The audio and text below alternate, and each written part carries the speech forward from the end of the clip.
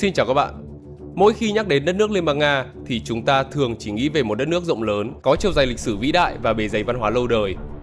Về những công trình kiến trúc đồ sộ, vừa mang nét hiện đại của châu Âu, lại vừa mang nét cổ điển, sang trọng như cung điện mùa đông, tháp Ostankino, quảng trường đỏ. Về Tổng thống Putin, vị Tổng thống vĩ đại được hầu hết người dân xứ sở Bạch Dương tôn kính. Về rượu vodka, thứ rượu danh bất hư truyền. Về cái biệt danh Nga ngố, về những chú gấu lang thang khắp nơi, hay về một vùng đất lạnh giá với những cô gái đẹp nhất nhì thế giới. Thế nhưng trên thực tế thì nước Nga còn ẩn chứa rất nhiều điều thú vị mà bạn có thể chưa biết.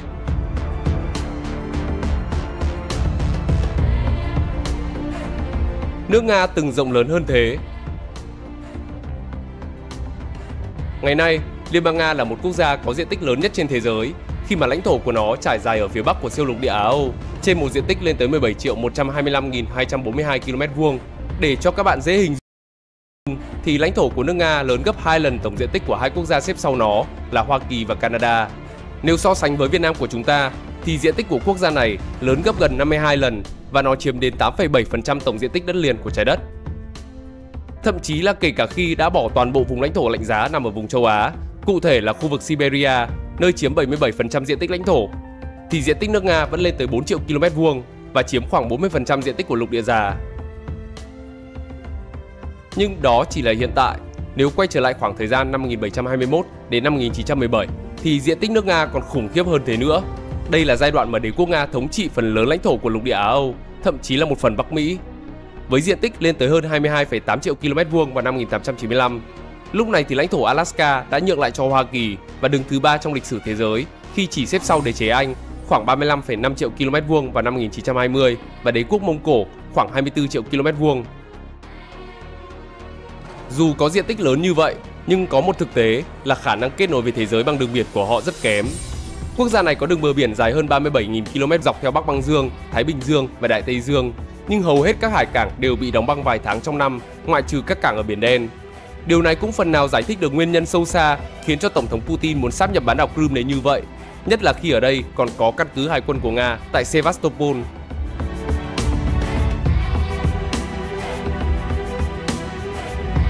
Quốc gia siêu cường năng lượng và khoáng sản. Với tổng giá trị ước tính lên tới 75.000 tỷ USD, gần gấp đôi Mỹ và gấp 3 lần Trung Quốc, Liên bang Nga hiện là quốc gia có nguồn tài nguyên thiên nhiên dồi dào và lớn nhất toàn cầu.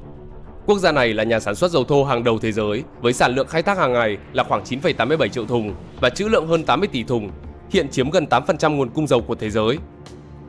Nga cũng là quốc gia thống trị ngành khí đốt thế giới, với trữ lượng lên tới 50,62 nghìn km khối, tương đương 1/4 tổng trữ lượng toàn cầu. Do sự phụ thuộc của nhiều quốc gia vào mỏ dầu của Nga, đặc biệt là châu Âu, nên Nga đã trở thành một thế lực hùng mạnh, có thể chi phối một phần nền kinh tế toàn cầu. Về sản lượng than thì Nga hiện là quốc gia lớn thứ 5 trên thế giới. Phần lớn các mỏ than nằm ở Siberia và dãy núi Uran, nơi có trữ lượng than lên tới 175 tỷ tấn. Nghề đánh bắt cá của xứ sở Bạch Dương cũng đứng thứ 4 trên thế giới về sản lượng. Quốc gia này liên tục nằm trong số 3 nhà sản xuất hàng đầu về kim loại quý trên toàn thế giới và là nhà sản xuất kim cương và palladium hàng đầu trên thế giới, chiếm 1/3 tổng số kim cương thô bán ra mỗi năm. Tập đoàn Alyosa của Nga mỗi năm cung cấp khoảng một nửa lượng caladi và bạch kim cho thị trường toàn cầu. Họ cũng có diện tích rừng lớn nhất và ngành chế biến gỗ hàng đầu thế giới, với doanh thu hàng năm lên tới 20 tỷ đô la. Khi nhắc đến những cánh rừng lớn nhất trên thế giới thì hầu như mọi người đều liên tưởng đến khu rừng rậm Amazon ở Nam Mỹ, nơi được mệnh danh là lá phổi xanh của trái đất.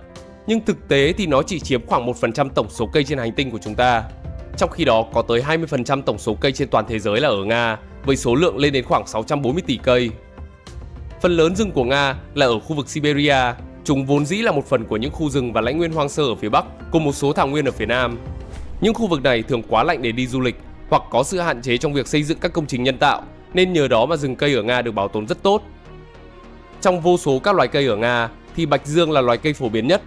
Nó không chỉ được xem là một biểu tượng độc đáo mỗi khi công chúng nhắc về quốc gia này, mà nó còn trở thành niềm cảm hứng sáng tác cho cả một nền văn học nghệ thuật của nước Nga.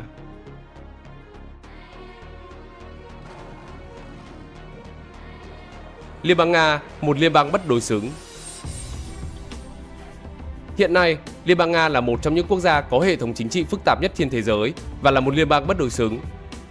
Liên bang Nga là sự hợp thành của 89 chủ thể hành chính cấp liên bang và nó hoạt động như một cấp hành chính thứ hai. Các chủ thể này được gom lại thành 8 quận liên bang.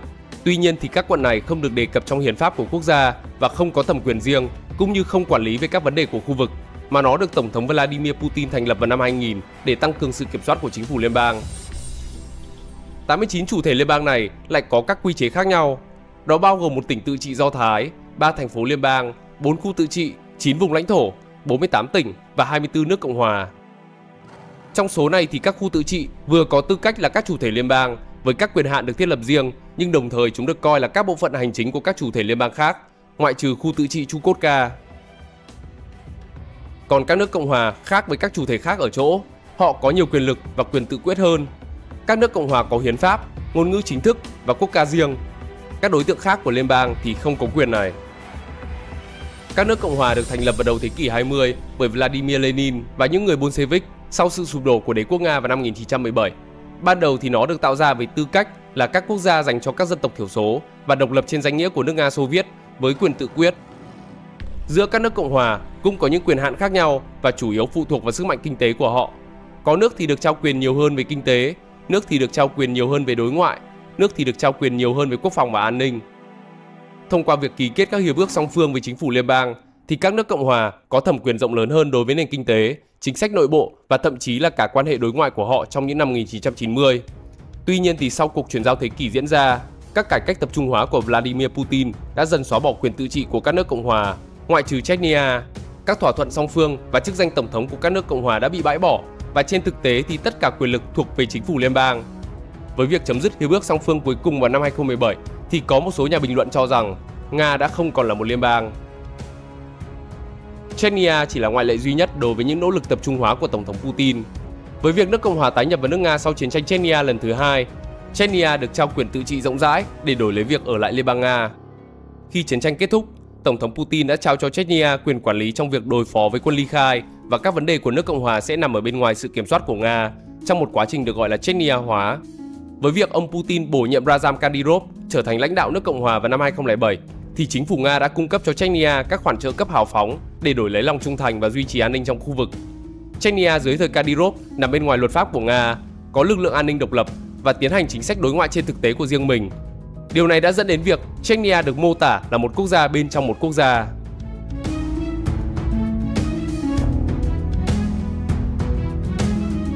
Nga được xem là nữ nhi quốc. Trong khi nhiều quốc gia như Trung Quốc đang phải đối mặt với tình trạng thừa nam thiếu nữ, thì ngược lại, Nga lại đang có sự chênh lệch về số lượng nam và nữ giới trong dân số. Hiện nay ở xứ Sở Bạch Dương, cứ 100 nữ giới thì chỉ có 86,1 nam giới. Ở Việt Nam chúng ta là 99,5 nam trên 100 nữ. Khoảng cách dân số này bắt đầu trong Thế chiến thứ hai, khi có khoảng 25 triệu binh sĩ Nga đã hy sinh. Thế nhưng ngay cả khi không còn chiến tranh xảy ra, đàn ông ở quốc gia này vẫn có tuổi thọ ngắn hơn nhiều so với phụ nữ ở Nga, khoảng 66,5 tuổi, thấp hơn con số 76,43 tuổi ở nữ giới. Thậm chí có tới khoảng 25% đàn ông ở Nga qua đời trước khi qua tuổi 40.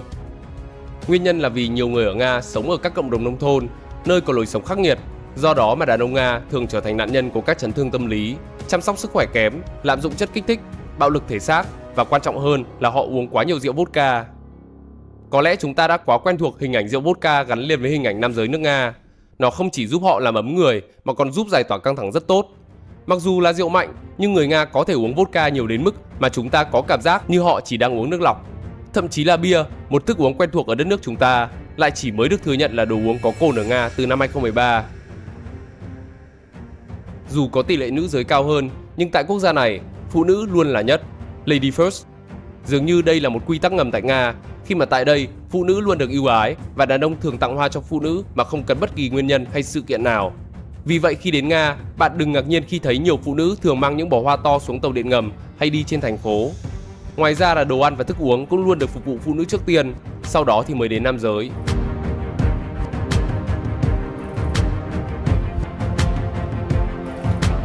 Nỗi ám ảnh mới mang tên Mafia Nga.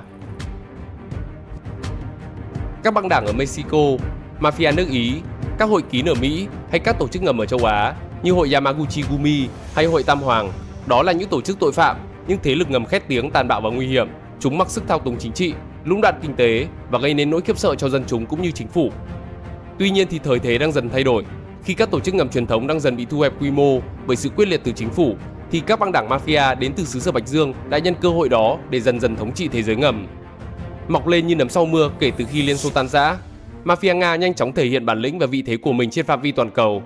Tuy là hậu bối, nhưng Mafia Nga hội tụ đầy đủ các yếu tố, từ các tổ chức tội phạm khét tiếng nhất thế giới, chẳng hạn tàn ác như Mafia Mexico, lì lợm và manh động giống như Mafia Ý, đông đảo và lọc lõi như Mafia Nhật.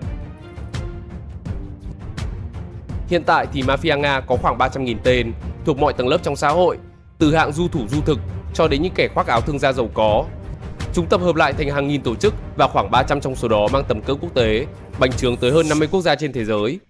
Họ hoạt động đủ trong các lĩnh vực kinh doanh như rửa tiền theo đơn đặt hàng, kinh doanh và bảo kê các sòng bạc, vũ trường, gian lận trong giao dịch chứng khoán và đặc biệt là buôn thuốc viện cũng như buôn lậu vũ khí, kể cả là nguyên liệu chế tạo vũ khí hạt nhân. Chưa kể là chúng còn gây ra hàng chục nghìn vụ sát hại mỗi năm, khiến cho nhiều quốc gia phải e ngại. Theo thống kê của BBC, Mafia Nga kiểm soát trên dưới 10% khối doanh nghiệp tư nhân ở Nga, cũng như trực tiếp hoặc gián tiếp kiểm soát một phần hệ thống ngân hàng của nước này. Thậm chí là góp mặt trong hàng ngũ của Mafia Nga còn có những cựu điệp viên hay sĩ quan quân đội.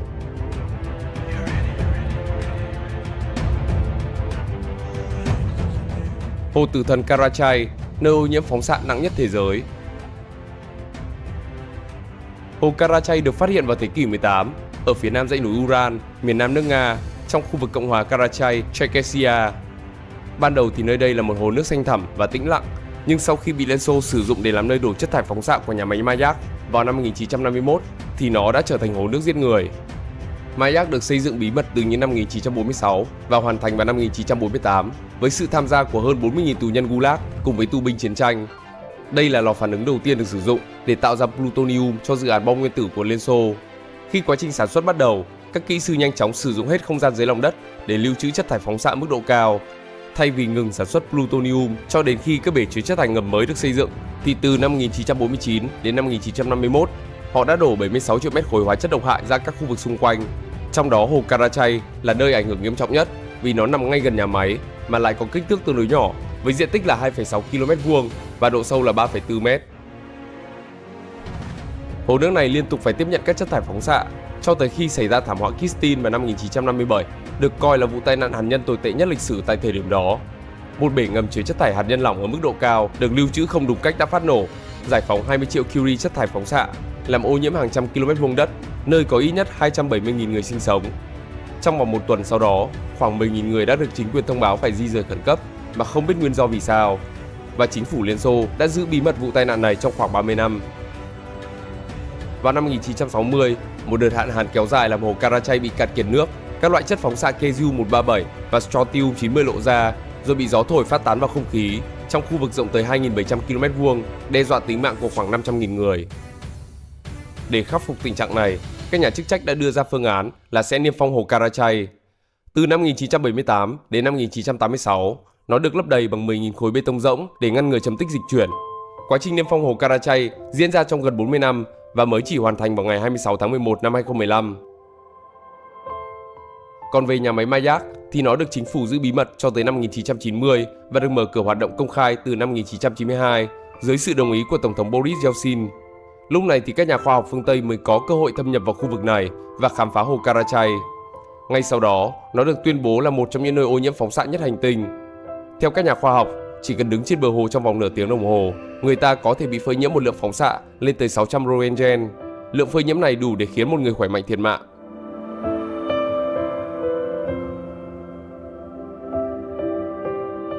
Bí ẩn người phụ nữ sinh 69 người con. Đó là câu chuyện của một người phụ nữ có tên là Valentina Vaziev. Bà là một nông dân sống ở thị trấn Suya của Nga. Trong 76 năm cuộc đời của mình, từ năm 1707 đến năm 1782, thì bà đã dành gần 40 năm để sinh nở với 16 lần sinh đôi, 7 lần sinh ba và 4 lần sinh 4. Tổng cộng bà có 69 người con. Trong đó có 2 người con đã không giữ được tính mạng ngay sau khi chào đời, còn 67 đứa trẻ khác thì đều khỏe mạnh và phát triển bình thường. Điều này được lưu trữ trong một tài liệu của tu viện Nikolsky, báo cáo cho Moscow vào ngày 27 tháng 2 năm 1782. Sau đó thì câu chuyện kỳ lạ này liên tục xuất hiện trên các trao báo lớn của Nga và các nước châu Âu khác. Tuy nhiên, rất nhiều người đã hoài nghi về sự kiện này. Họ cho rằng việc một phụ nữ có thể dành phần lớn thời gian cuộc đời mình chỉ để sinh con là một điều khó tin, nhất là trong bối cảnh nông thôn Nga hàng mấy thế kỷ trước. Hơn nữa là càng lớn tuổi, khả năng đậu thai của phụ nữ càng thấp. Hầu hết thì họ sẽ không mang thai khi bước sang tuổi 45 bởi tỷ lệ đậu thai rất thấp. Nhưng sau đó thì tạp chí Gentleman của Anh phát hành năm 1783 đã ghi chép lại bức thư về gia đình của Valentina. Nội dung bức thư đề cập về nguyên nhân phụ nữ này có số lần sinh nở nhiều như vậy là do sự sung mãn của người chồng. Theo đó, ngoài 69 người con với vợ cả là bà Valentina, thì người vợ kế cũng sinh cho người đàn ông này 18 người con với 6 lần sinh đôi và 2 lần sinh ba. Cho đến hiện tại thì câu chuyện kỳ lạ này vẫn là một bí ẩn và chưa có bất cứ kết luận chính thức nào. Nhưng bà Valentina Vasilyev vẫn được ghi vào sách kỷ lục Guinness là người mẹ sung mãn nhất thế giới, với ghi chú là không nhất thiết phải tuân thủ các tiêu chuẩn nghiêm ngặt để ghi lại các tuyên bố lịch sử từ nhiều thế kỷ trước.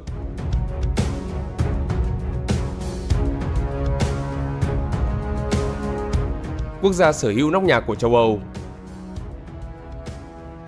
Elbrus là ngọn núi khổng lồ với hai đỉnh vươn cao lên bầu trời của Nga. Đỉnh phía đông của nó cao 5.621 m, còn đỉnh phía tây có độ cao 5.642 m so với mực nước biển. Với độ cao này thì Elbrus đã trở thành đỉnh cao nhất ở châu Âu và là đỉnh núi nổi bật thứ 10 trên thế giới. Nó nằm cách biển Đen 100 km và cách biển Caspi 370 km, cho nên khi đứng từ hai vị trí này, bạn hoàn toàn có thể nhìn thấy Elbrus vào những ngày trời trong xanh. Về địa chất thì đây là một ngọn núi lửa gần như đối xứng không hoạt động, được hình thành cách đây hơn 2,5 triệu năm, với lần phun trào cuối cùng diễn ra vào khoảng năm 50 sau công nguyên. Những mạch suối khoáng trên sườn phía đông cùng với màu đỏ sẫm của núi đá là minh chứng cho sự phun trào mạnh mẽ của những dòng nham thạch tại đây. Mặc dù khí hậu vùng chân núi Elbrus khá ôn hòa và có độ ẩm thấp, nhưng càng lên cao thì khí hậu càng khắc nghiệt. Thời tiết không khác gì Bắc Cực, với gió giật mạnh và nhiệt độ ngay cả trong mùa hè cũng có thể lên âm 30 độ C. Điều này tạo nên những sông băng khổng lồ trên đỉnh núi với diện tích đóng băng lên tới 144 km². Không chỉ mang đến một cảnh quan kỳ vĩ độc đáo mà nó còn cung cấp nguồn nước dồi dào cho vùng đồng bằng bên dưới. Ngoài ra thì nơi đây còn được biết đến với vô số câu chuyện kỳ bí. Do đó mà các nhà leo núi thường gọi Elbrus là ngọn núi bí hiểm nhất hành tinh. Người già ở địa phương thường nói rằng chỉ những ai tâm hồn trong sạch mới leo được lên đỉnh núi. Elbrus không đời nào chấp nhận những kẻ độc ác. Còn các nhà leo núi thì khẳng định bạn sẽ không thể nào chinh phục được Elbrus nếu bạn không leo núi bằng tấm lòng ngưỡng mộ của mình. Bất chấp điều kiện thời tiết thất thường và độ cao nguy hiểm, thì mỗi năm vẫn có khoảng 10.000 nhà leo núi tìm đến nơi này để chinh phục đỉnh Elbrus. Nhiều người trong đó đã hoàn thành được giấc mơ của mình, song cũng không có ít người đành phải bỏ cuộc, thậm chí là cả bỏ mạng tại đây.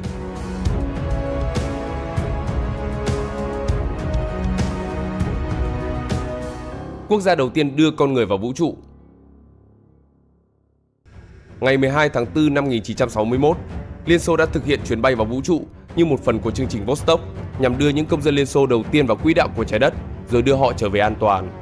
Người được chọn cho chuyến bay lịch sử này là Yuri Gagarin cùng với con tàu vũ trụ Vostok 1 huyền thoại.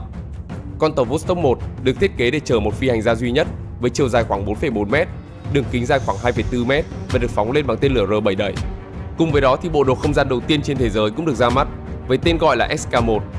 Nó được làm bằng chất liệu chống thấm nước và cách nhiệt để bảo vệ phi hành gia khỏi những tác động của không gian, bao gồm nhiệt độ cực đoan, ánh sáng mặt trời, bức xạ và hơi nước.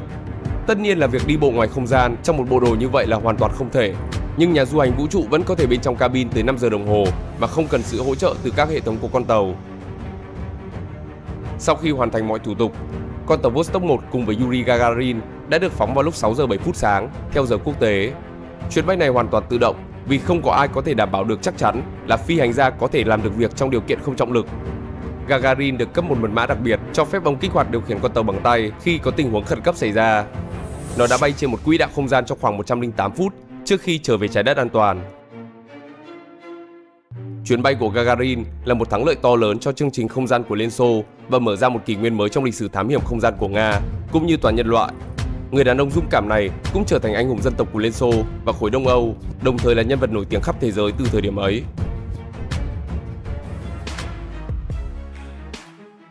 Cường quốc thế giới nhưng lại có biệt danh là Nga Ngố. Nga Ngố là một biệt danh thú vị được người dân Việt Nam đặt cho nước Nga. Nó đã xuất hiện từ khá lâu và thịnh hành trong khoảng từ những năm 1980 đến 1990. Với sự phát triển của mạng xã hội như hiện tại thì tên gọi này lại càng trở nên phổ biến hơn.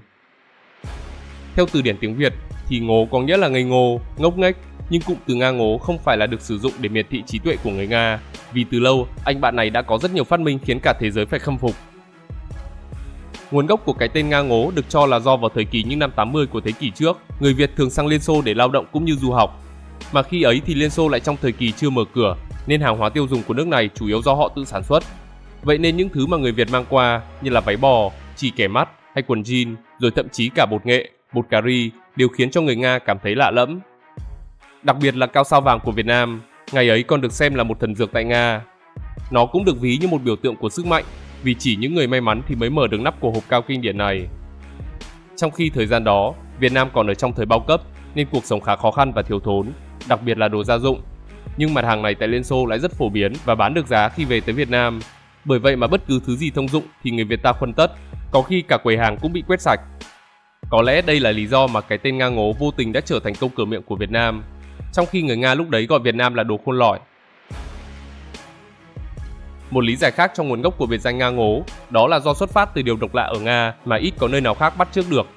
Chẳng hạn như trước năm 2011 thì Nga chỉ coi bia là một loại nước giải khát thông thường, chứ không xem nó là đồ uống có cồn vì chúng quá nhẹ đô so với các thanh niên của nước này.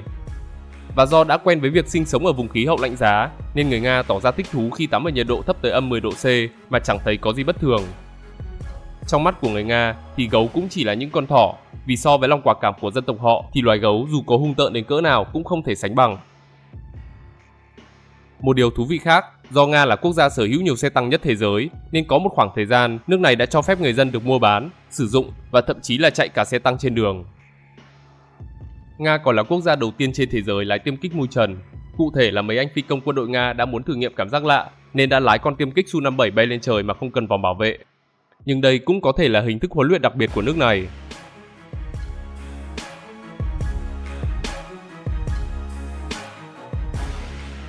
Nỗi sợ thầm kín của gã khổng lồ đối đầu với cả phương Tây.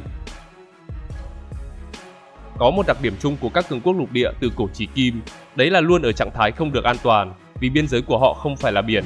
Và khi nhìn vào bản đồ của Liên bang Nga thì đường duy nhất ra biển lớn chính là Bắc Cực. Nhưng như vậy thì nó hoàn toàn vô dụng trong việc kết nối thế giới ở phía Bắc, và người Nga đã phải mang cái sự mong manh của địa lý ấy vào trong tâm tính của dân tộc. Ngoài ra, dù có lãnh thổ rộng lớn, nhưng vùng Siberia lạnh giá ở phương Bắc lại chiếm tới 77% diện tích cả nước, và nó còn rộng hơn cả diện tích quốc gia lớn thứ hai trên thế giới, đó là Canada. Cũng chính cái khí hậu khắc nghiệt ấy đã khiến cho người Nga phải hung bạo để tồn tại. Đó là lý do mà bạn luôn thấy người Nga có gì đó mạnh mẽ hơn so với các nước châu Âu khác. Nga đương nhiên là hiểu rõ tính địa chính trị mong manh của mình, đó là dù an toàn ở phía Bắc nhưng lại vô dụng trong giao thương, và họ sẽ mất tất cả nếu như phần bằng phẳng phía Nam bị tấn công. Đó là nỗi sợ hãi luôn thường trực của người Nga, mặc dù giờ đây nước này đã trở thành một cường quốc trên thế giới. Trong quá khứ và ngay cả ở hiện tại, Nga đã có nhiều nỗ lực quân sự để bảo vệ đất nước khỏi vòng xoáy của địa chính trị. Họ đã từng xông vào vùng đất chết của Afghanistan để chia bàn cờ lớn với người Anh, hòng tìm kiếm cách đến với Ấn Độ Dương. Nga cũng từng tấn công Mãn Châu để ngăn chặn Trung Quốc đi ngược trở lại lên phía trên. Đồng thời trong thế kỷ 19 và 20, họ cũng giành giật với Pháp và Đức tại các nước Đông và Trung Âu để bảo vệ biên giới của đất nước. Năm 2014, trước sự phản đối kịch liệt của quốc tế, Nga vẫn sáp nhập Crimea và Sevastopol để đặt chỗ đứng cho hạm đội Biển Đen khét tiếng của mình. Đến khi NATO mở rộng về phía đông, thì điều đó chẳng khác gì chọc vào yết hầu của người Nga về địa chính trị. Nhất là khi họ chọn Ukraine thì còn nguy hiểm với Nga hơn nữa, vì hai quốc gia này không chỉ chia sẻ với nhau về lịch sử, mà Ukraine còn là kết nối quan trọng với Biển Đen để Nga vươn ra địa Trung Hải, đồng thời cũng là vùng đệm bảo vệ Nga trước những kẻ thù hàng trăm năm đến từ Tây Âu. Mất Ukraine và Crimea đồng nghĩa với việc Nga sẽ mất cảng nước ấm duy nhất.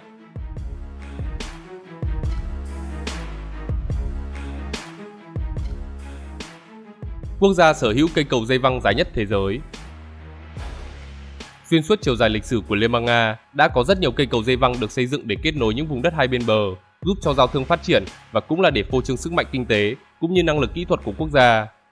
Trong đó phải kể đến cây cầu Ratsky ở thành phố Vladivostok, thuộc vùng viễn đông nước Nga. Nó bắc qua eo biển Eastern Bosphorus, nối các phần của bán đảo Murayov, Amursky với đảo Russky. Trong thời kỳ Xô Viết thì hòn đảo này có vị trí chiến lược về mặt quân sự, do nơi đây là một lá chắn của thành phố Vladivostok từ phía nam. Hơn 150 năm qua, Ratsky đã được canh giữ nghiêm ngặt với hàng loạt các đơn vị quân sự thay phiên nhau đồn trú.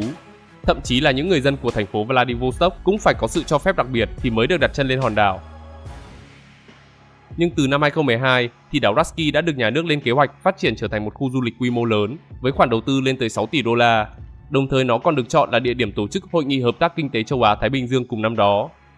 Cầu Ratsky là một phần tất yếu trong kế hoạch này và được chính thức khánh thành vào ngày 3 tháng 9 năm 2012 dưới sự chứng kiến của Thủ tướng Dmitry Medvedev.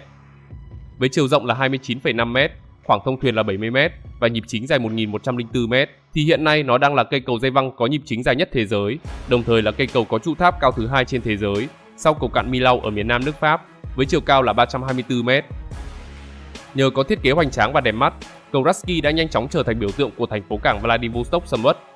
Tuy nhiên nó cũng vấp phải nhiều chỉ trích bởi nhiều người cho rằng đây là một sự lãng phí khi mà tổng chi phí để xây dựng cây cầu này ước tính lên tới 1,1 tỷ đô la với công suất phục vụ 50.000 phương tiện mỗi ngày, tức là gấp 10 lần dân số hiện tại của đảo Ratsky, nơi chỉ có khoảng 5.000 người sinh sống. Điều đó dẫn tới nhu cầu sử dụng cầu Ratsky là không nhiều và phương tiện qua lại còn thưa thớt, chủ yếu là khách du lịch nhưng cũng chỉ dừng lại ở mức vài ngàn phương tiện lưu thông mỗi ngày.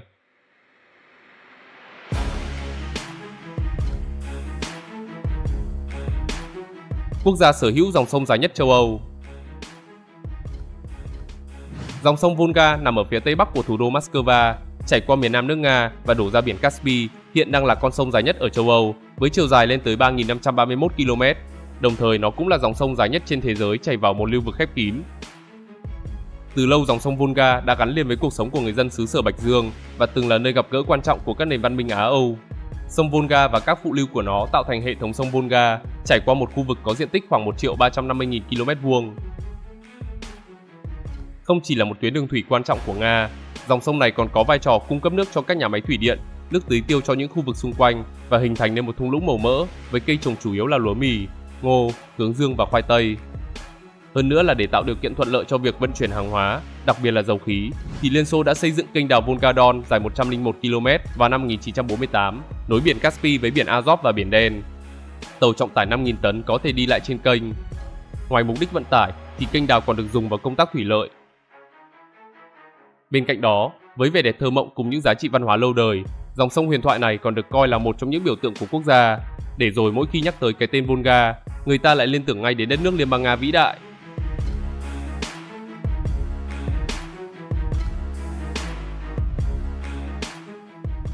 Khu vực Phật giáo duy nhất ở châu Âu. Kalmykia có tên chính thức là Cộng hòa Kalmykia, là một nước cộng hòa nằm ở khu vực Bắc Caucasus của miền nam Liên bang Nga và cách thủ đô Moscow chỉ hơn 1.000 km. Nó có diện tích là 76.100 km², lớn hơn lãnh thổ của các quốc gia Tây Âu như là Bỉ, Đan Mạch, Thụy Sĩ và Hà Lan. Nhưng nước cộng hòa này chỉ có hơn 260.000 người sinh sống và trong đó có 47,6% dân số theo đạo Phật, 18% dân số theo chính thống giáo phương Đông, 4,8% theo đạo Hồi, còn lại là các tôn giáo khác. Nhờ vậy mà Kalmykia đã trở thành khu vực duy nhất ở châu Âu có đại đa số người dân là tín đồ Phật giáo.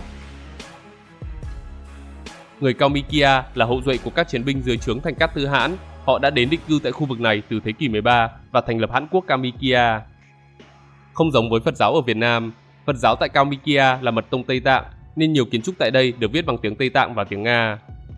Một điều thú vị là hình ảnh Thành Cát Tư Hãn có thể nhìn thấy ở rất nhiều nơi, từ những túp lều du mục đến các bảo tàng và trường học. Bức tượng Thành Cát Tư Hãn được dựng vào tháng 10 năm 2019 tại làng Privony là tượng đài duy nhất về Thành Cát Tư Hãn ở Liên bang Nga. Tất cả đã cho thấy dù hòa mình vào cuộc sống hiện đại của nước Nga, nhưng người Kalmykia vẫn giữ được nhiều nét truyền thống văn hóa của dân tộc. Giữa thảo nguyên mênh mông là Elista, thủ đô của Cộng hòa Kalmykia, một thế giới rất khác so với những gì chúng ta vẫn hình dung về nước Nga, nơi mà dấu ấn Phật giáo đã ăn sâu vào từng nếp sống và từng góc nhà.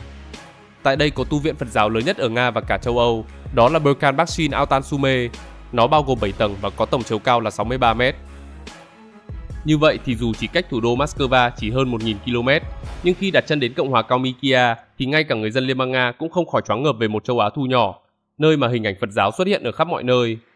Đó không chỉ là biểu tượng văn hóa và tôn giáo của vùng đất này, mà còn là một trong những chốn đi về tâm linh của người Kalmykia.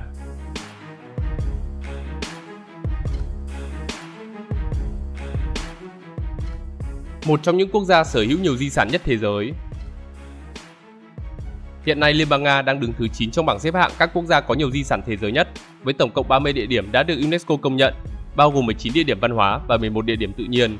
Các bạn hãy cùng 5 phút thôi khám phá một số địa điểm nổi bật nhất nha. Đầu tiên là trung tâm lịch sử Saint Petersburg và các nhóm di tích liên quan. Saint Petersburg được sao hoàng Peter Đại Đế thành lập vào ngày 27 tháng 5 năm 1703 trên một địa điểm pháo đài được chiếm từ Thụy Điển và được đặt theo tên của sứ đồ Thánh Peter.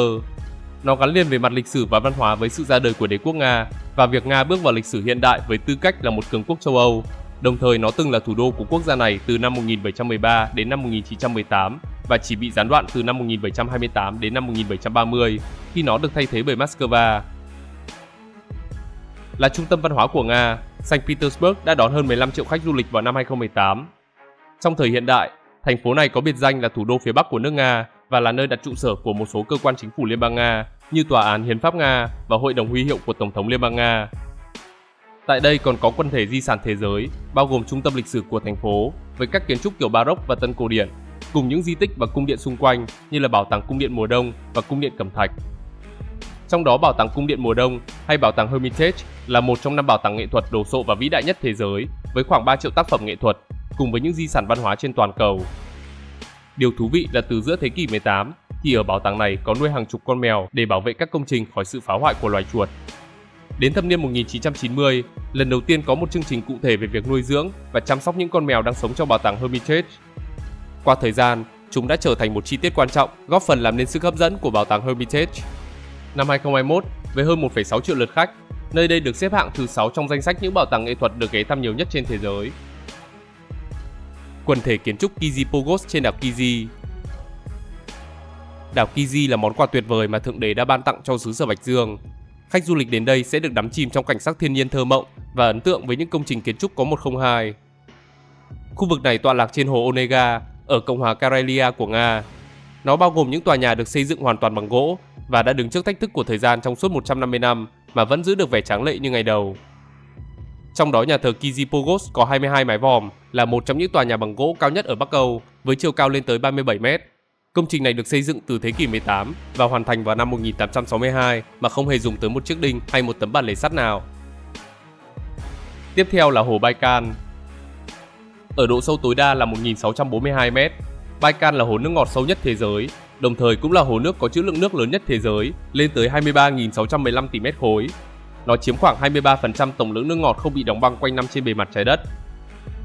Đến tận bây giờ, giới khoa học vẫn chưa thể xác định được chính xác hồ Baikal đã được bao nhiêu tuổi, nhưng hầu hết các giả thuyết đều cho rằng Baikal có độ tuổi từ 25 đến 30 triệu năm.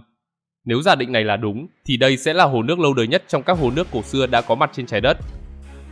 Nhờ có cảnh quan hoang sơ, kỳ vĩ cùng với hệ động thực vật phong phú, nên Baikal được ví là viên ngọc quý của Liên bang Nga và đã được UNESCO công nhận là di sản của thế giới vào năm 1996. Một di sản đặc biệt nữa đó là Tây Caucasus. Đây là một khu vực phía tây của Caucasus ở miền nam nước Nga, kéo dài từ biển Đen đến núi Elbrus. Nơi này là đại diện cho một trong số ít các khu vực rừng núi vẫn chưa bị thay đổi đáng kể bởi hoạt động của con người. Chúng sở hữu rất nhiều hệ sinh thái, từ vùng đất thấp cho đến vùng cận núi cao và là nơi sinh sống của một số loài động thực vật quý hiếm, bao gồm cả loài bò rừng Caucasian. Ngoài ra, nước Nga còn có các địa điểm nổi tiếng khác như là Điện Kremlin, Quảng trường Đỏ, nhà thờ Kolomenskoye, tượng đài trắng của Vladimir và Susdai, rừng nguyên sinh Komi, núi lửa Kamchatka và công viên tự nhiên Lena Pillars.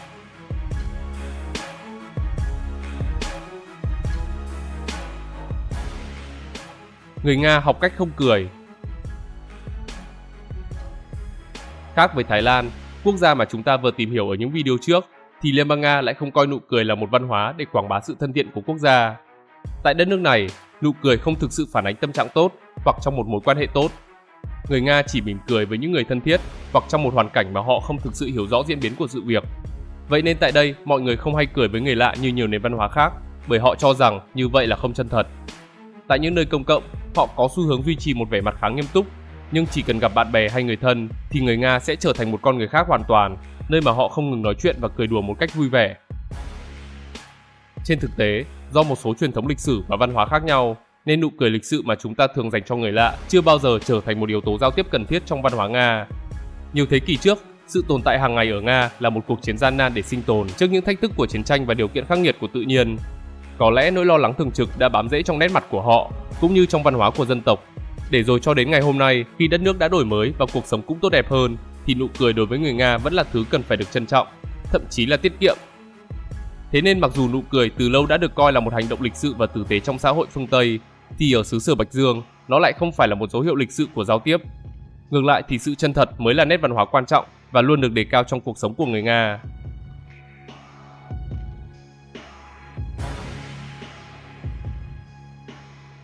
Quốc gia có ngành công nghiệp phim người lớn phát triển. Hiện nay, Nhật Bản, Hoa Kỳ và Liên bang Nga đang là những quốc gia có ngành công nghiệp sản xuất phim người lớn phát triển nhất và được biết đến nhiều nhất trên thế giới. Không chỉ là bởi họ có những thước phim nóng bỏng và táo bạo, mà còn là vì độ chịu chơi của các nhà sản xuất, khi mà hàng năm họ không ngừng liên tục phát hành hàng loạt các bộ phim mới, bao gồm cả những bộ phim ngắn chỉ vài chục phút. Đặc biệt, Nhật Bản và Nga còn là hai quốc gia luôn có sự sáng tạo trong việc biên tập các nội dung hấp dẫn với nhiều cốt truyện độc lạ. Điều thú vị là lĩnh vực nhạy cảm này ở Nga còn có sự tham gia của các tổ chức mafia và bị chi phối bởi các băng đảng đầu trọc địa phương. Ban đầu, mafia chỉ đơn giản là người điều hành, nhưng dần dần họ lại muốn tham gia vào việc đạo diễn và diễn viên. Từ khi có sự xuất hiện của các băng đảng xã hội, thì ngành công nghiệp phim người lớn ở Nga càng phát triển với tốc độ chóng mặt và gần như không thể kiểm soát. Các diễn viên nam dần được thay thế bằng những thành viên trong mafia, nên họ diễn xuất cũng mạnh bạo và chân thật hơn. Một phần là vì ở Nga, phim người lớn bị coi như một tệ nạn xã hội, còn các diễn viên làm trong lĩnh vực này thường bị coi thường và kỳ thị, nên việc lựa chọn được diễn viên phù hợp là rất khó và hầu như họ chỉ biết diễn như một cái máy, chứ không hề có cảm xúc. Đối với mafia thì lại khác, vì vốn bất cần đời nên những người này có nét diễn chủ động hơn mà không lo sợ bị bất kỳ ai kỳ thị. Ngoài ra, để tránh bị phát hiện thì một số diễn viên trong các băng đảng sẽ nuôi tóc hoặc mang tóc giả khi làm việc. Từ đó mafia sẽ kiếm được nguồn lợi khổng lồ và sử dụng nó để làm bàn đạp cho các hoạt động phi pháp.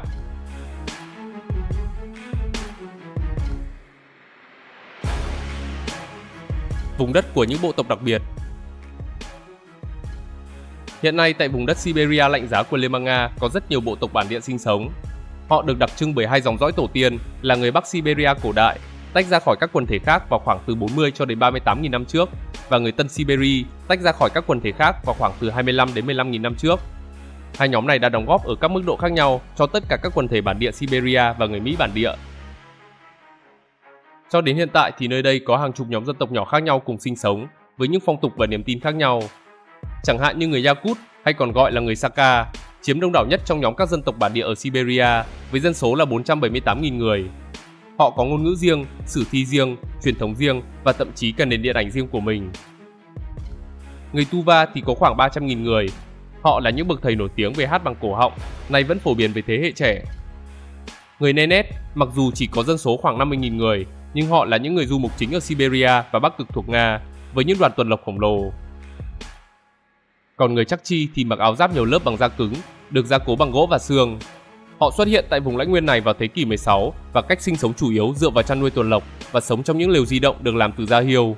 Mãi sau này người Chakchi mới hướng ra biển và đánh bắt hải sản.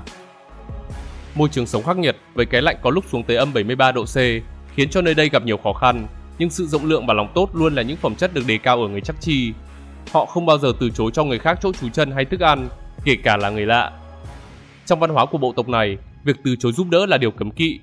Do đó người Chakchi được gọi là tộc người chân chính nhất thế giới. Ngoài ra còn có người Eskimo. Họ đã được cả thế giới biết đến với một sức sống mạnh mẽ và bền bỉ, đồng thời được mệnh danh là người chịu lạnh giỏi nhất hành tinh. Đặc biệt một số cộng đồng của bộ tộc này vẫn còn lưu giữ tập tục kỳ lạ. Đó là các cô gái sẽ dùng thân mình để tiếp đãi những vị khách phương xa để tỏ lòng hào phóng và nhiệt tình của chủ nhà. Theo lý giải của người dân thì tục lệ xa xưa này không phải vì ham muốn nhục dục mà do điều kiện khắc nghiệt của tự nhiên đưa đến. Phụ nữ Eskimo có thể sinh nhiều con nhưng không phải tất cả đều sống sót cho đến tuổi trưởng thành. Vì vậy họ đã tận dụng việc ngủ chung với người lạ như một cách để duy trì giống nòi.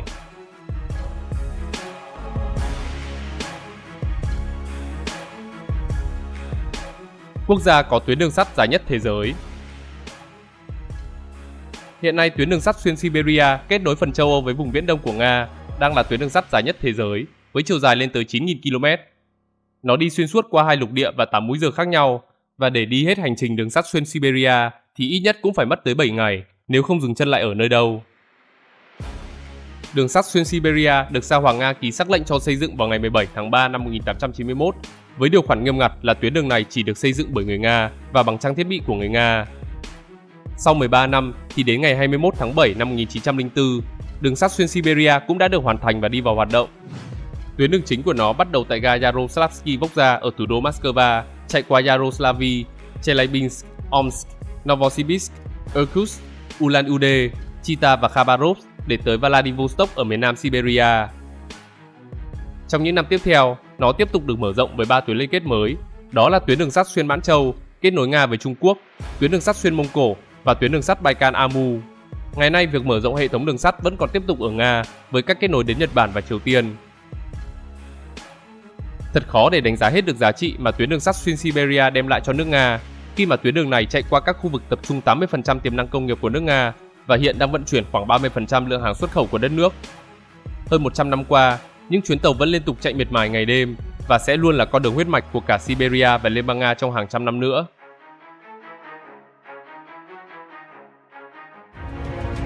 Thành phố lớn nhất châu Âu. Với diện tích là 2.561 km² và dân số khoảng 13 triệu người, thì Moscow hiện đang là thành phố lớn nhất và đông dân nhất nằm hoàn toàn ở châu Âu. Thành phố duy nhất vượt qua Moscow là Istanbul, nhưng đây là một thành phố nằm trên hai lục địa. Đã hơn 8 thế kỷ trôi qua, kể từ khi được hình thành từ năm 1147, Moscow đã cùng đất nước trải qua vô vàn những thăng trầm và biến động của lịch sử. Không chỉ là một khu vực thịnh vượng và hùng mạnh trong quá khứ, mà cho đến bây giờ, thủ đô của Liên bang Nga vẫn giữ được tầm ảnh hưởng ở cả trong nước và quốc tế. Bên cạnh vẻ hiện đại của một siêu đô thị giàu có, thì nơi đây vẫn còn lưu giữ những nét hoài cổ và tráng lệ với bao dấu ấn thăng trầm theo chiều dài lịch sử, nơi mà tâm hồn Nga, tính cách Nga và sức sống Nga đã được kết tinh. Trong đó có những công trình kiến trúc đã được UNESCO công nhận là di sản của thế giới, như là Quảng trường Đỏ, nhà thờ Saint Basil và Điện Kremlin. Đây cũng là nơi sở hữu hệ thống tàu điện ngầm đẹp nhất thế giới. Mang tên gọi của thủ đô, hệ thống tàu điện ngầm Moscow có tổng chiều dài khoảng 412 km, bao gồm 241 nhà ga và vận chuyển trung bình gần 7 triệu hành khách mỗi ngày. Ngoài chức năng vận tải, thì nó còn là một trong những địa điểm du lịch nổi tiếng của đất nước nhờ vẻ đẹp lộng lẫy của các nhà ga, nơi có những bức tường đá cẩm thạch lấp lánh cùng nhiều tác phẩm điêu khắc độc đáo. Người ta còn ví nơi đây như một cung điện cổ tích dưới lòng đất và là một kiệt tác hoàn hảo của nước Nga hùng vĩ. Moscow còn là một trong những thành phố xanh nhất thế giới với hàng trăm công viên và vườn bách thảo. Hiện nay, khoảng không gian xanh cũng chiếm tới hơn 50% diện tích của đô thị, trong khi con số này ở London là chưa tới 26%, Paris là 21%, còn Bắc Kinh thì chưa tới 4%.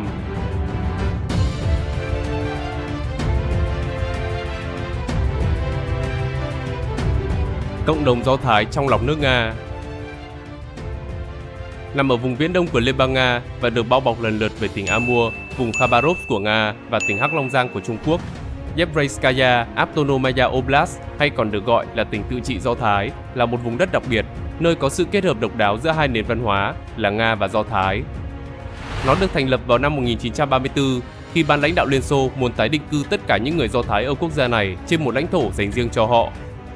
Mặc dù khu vực này đã phải trải qua sự tàn phá trong các chiến dịch đại thanh trừng của Stalin, nhưng khi Thế chiến thứ hai kết thúc thì nó lại được phục hồi và phát triển trở lại. Hiện nay, tỉnh tự trị Do Thái của Liên bang Nga được coi là thực thể hành chính duy nhất ngoài Israel được thành lập để làm nơi định cư cho người Do Thái. Nhưng khác với tưởng tượng của nhiều người, hiện nay phần lớn dân số sinh sống ở đây đều không phải là người Do Thái. Ngay cả trong giai đoạn hoàng kim của dân tộc này là vào những năm 1939 đến năm 1948, thì cũng chỉ có khoảng hơn 30.000 người Do Thái sinh sống và chiếm 1/4 tổng dân số của tỉnh tự trị lúc bấy giờ. Kể từ những năm 1990 trở đi thì số lượng người Do Thái giảm mạnh, chủ yếu là bởi làn sóng di cư sang Israel và các nước phương Tây. Do đó thì hiện tại, cộng đồng này chiếm tỷ lệ rất thấp với 1% dân số toàn tỉnh, tức là khoảng 1.638 người. Trong khi người Nga chiếm tới 93% dân số, khiến nơi đây trở thành một trong những khu vực có tỷ lệ người Nga sinh sống lớn nhất cả nước.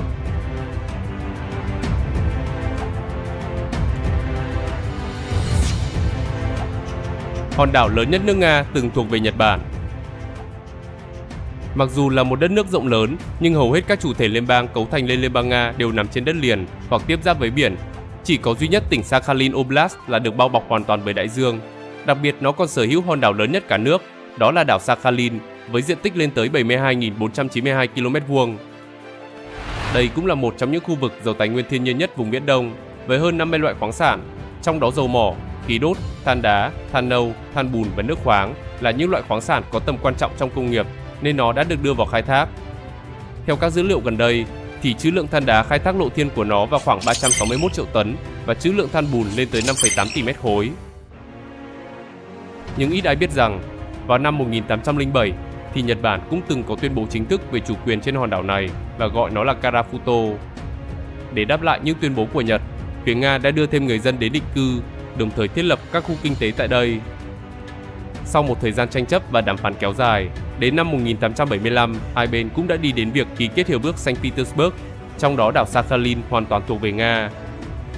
Ngày nay Nhật Bản không còn bất kỳ yêu sách nào trên hòn đảo lớn nhất của xứ sở Bạch Dương nữa, mặc dù nước này vẫn có yêu sách ở phía nam quần đảo Kuril, cũng thuộc tỉnh Sakhalin.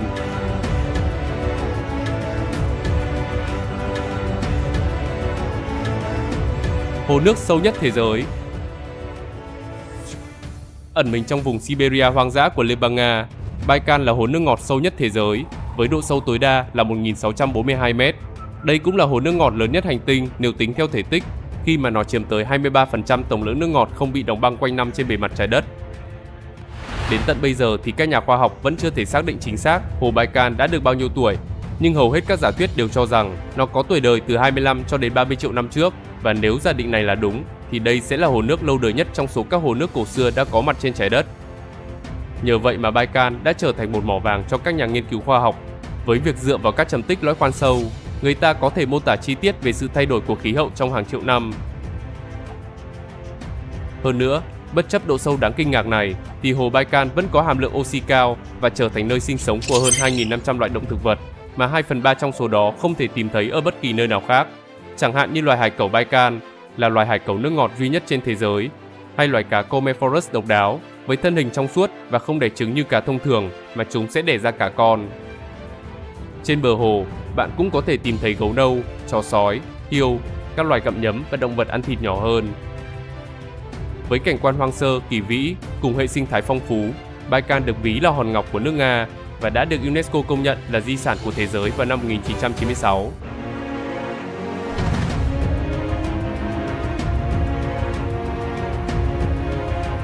Vùng đất của núi lửa.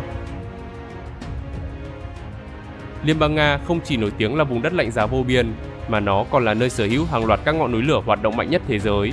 Những tàn tích phun trào của núi lửa trải rộng khắp khu vực rộng lớn, từ dãy Ural đến rìa phía đông của Siberia, đặc biệt là trên bán đảo Kamchatka, nơi có nhiều núi lửa nhất lục địa Á-Âu.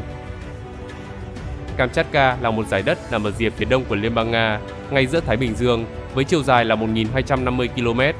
Bán đảo này có khoảng 160 ngọn núi lửa với 29 ngọn núi lửa đang hoạt động, và trong số đó có 19 ngọn núi lửa đã được UNESCO công nhận là di sản của thế giới. Các ngọn núi này tạo thành một phần của vành đai núi lửa dài 700 km, chạy dọc theo rìa phía đông nam của bán đảo, đồng thời là một phần của vành đai lửa Thái Bình Dương. Trong khoảng 10.000 năm qua, có ít nhất 30 vụ phun trào cực kỳ lớn, được gọi là Plinian, đã xảy ra ở Kamchatka, khiến nó trở thành nơi có tần suất núi lửa phun trào lớn nhất trên trái đất. Trong số các ngọn núi lửa ở đây thì không thể bỏ qua núi Kliuchevskaya, hay còn được gọi là Kliuchevskaya Sopka. Đây là ngọn núi lửa còn hoạt động cao nhất lục địa Á-Âu, đồng thời cũng là điểm cao nhất của Siberia, ở độ cao 4.754 m so với mực nước biển. Lần phun trào lần đầu tiên của nó được ghi nhận vào năm 1697 và liên tục cho đến ngày nay, với lần phun trào gần đây nhất là ngày 20 tháng 11 năm 2022. Điều đáng buồn là chỉ 2 tháng trước khi ngọn núi lửa này phun trào, một tai nạn nghiêm trọng đã xảy ra đối với đoàn leo núi gồm 12 người đều là công dân Nga. Trong đó có 5 người đã thiệt mạng sau cú rơi ở độ cao 4.000 m. 4 người khác, bao gồm cả hướng dẫn viên, đã chết trên một sườn núi, có thể là do gió mạnh và lạnh giá. Những người còn lại đã được đội cứu hộ giải cứu thành công ở độ cao 3.300 m trong tình trạng tê cóng.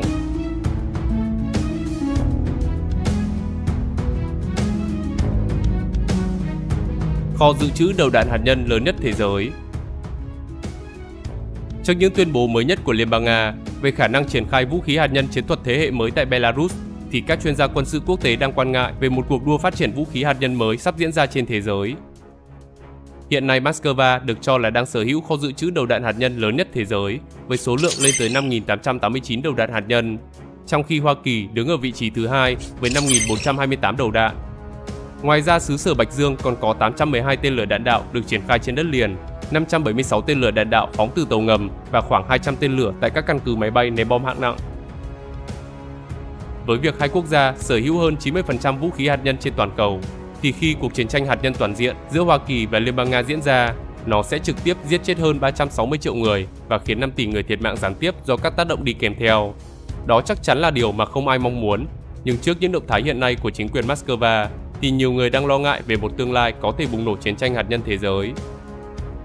Đặc biệt là vào ngày 21 tháng 2 năm 2023, ông Putin đã đình chỉ việc Liên bang Nga tham gia vào hiệp ước cắt giảm vũ khí hạt nhân với Hoa Kỳ, đồng thời tuyên bố sẽ không cho phép chính quyền Washington hay NATO kiểm tra các cơ sở hạt nhân của mình. Ông cũng khẳng định rằng Nga có khả năng chuyển sang sử dụng vũ khí hạt nhân nếu như nhận thấy bất kỳ mối đe dọa hiện hữu nào đối với nhà nước và người dân Nga, mà chắc chắn hậu quả của nó sẽ là chưa từng thấy trong lịch sử nhân loại.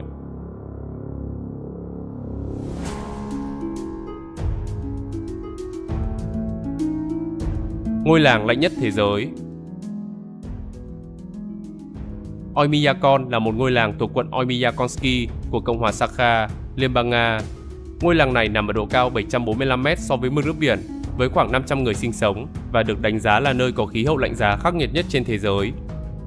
Nhiệt độ trung bình vào tháng 1 của nó là âm 50 độ C và nhiệt độ trung bình hàng năm là âm 15,5 độ C, còn nhiệt độ thấp nhất từng ghi nhận được ở đây là âm 67,7 độ C vào ngày 6 tháng 2 năm 1933.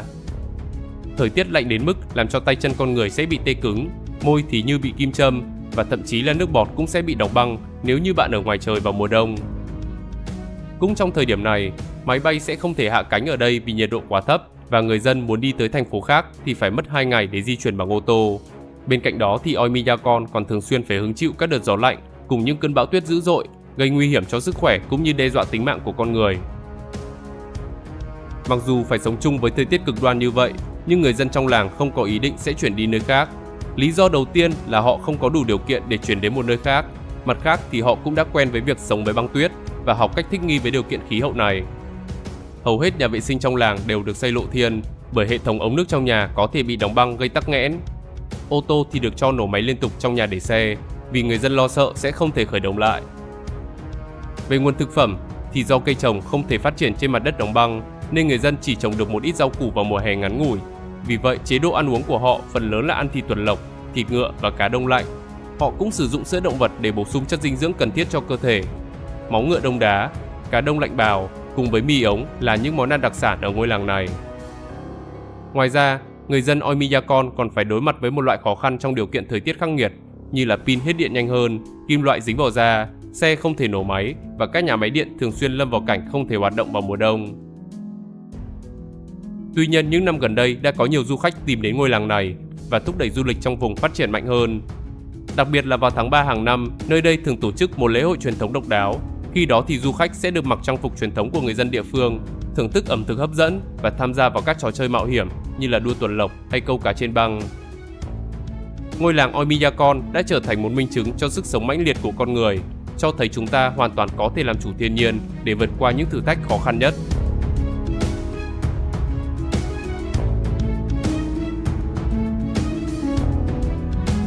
Phụ nữ đẹp nhất thế giới. Hiện nay Liên bang Nga đang là quốc gia đông dân thứ 9 trên thế giới với khoảng 143.440.000 người sinh sống. Đây cũng là một quốc gia đa dạng sắc tộc với khoảng 193 nhóm dân tộc khác nhau.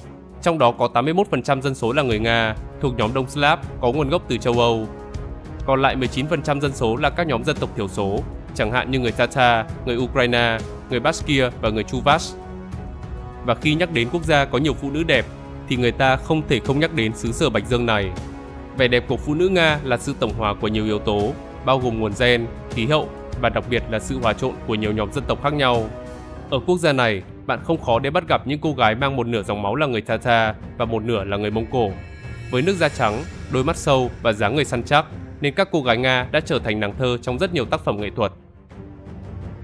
Họ cũng được coi là một người bạn đời lý tưởng khi sở hữu cả vẻ đẹp bên ngoài lẫn vẻ đẹp trí thức. Hiện nay có khoảng 37% phụ nữ nước này có trình độ học vấn cao. Mặc dù con số này đã thay đổi qua các năm, nhưng nó luôn cao hơn so với nam giới. Do vậy mà các dịch vụ hẹn hò xuyên quốc gia đang ngày càng nở rộ ở quốc gia châu Âu này và nó đặc biệt thu hút những người có tiền đến từ Trung Quốc. Nhưng điều này cũng đã khiến cho nạn buôn bán phụ nữ ở Liên bang Nga trở nên trầm trọng hơn với quy mô trên toàn cầu, bao gồm hầu hết các nước châu Âu, Bắc Mỹ cùng một số khu vực ở châu Á và Trung Đông. Với việc sở hữu vẻ đẹp thu hút như vậy thì phụ nữ ở xứ sở Bạch Dương luôn được trả giá rất cao, khiến cho ngành công nghiệp buôn người tại đây có trị giá lên tới hàng tỷ đô la. Nó cũng là nguồn thu chính cho các nhóm tội phạm có tổ chức tại Liên bang Nga và gây ra những hệ lụy xã hội khó kiểm soát.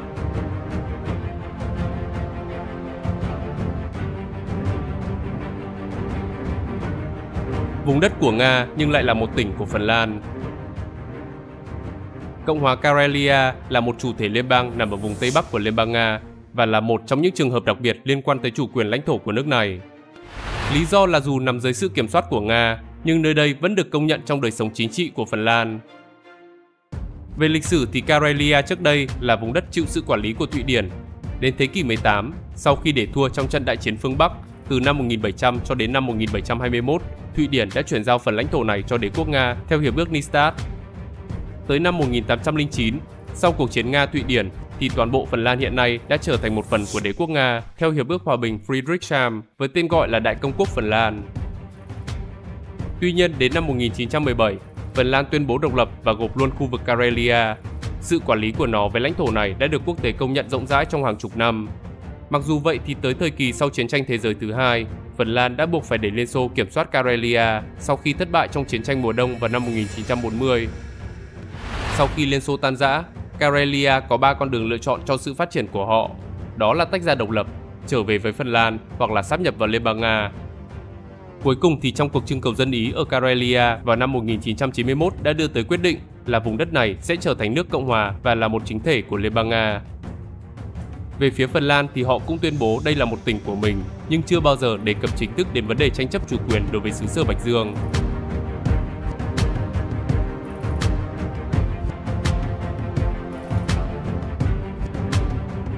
Chơi golf bằng trực thăng.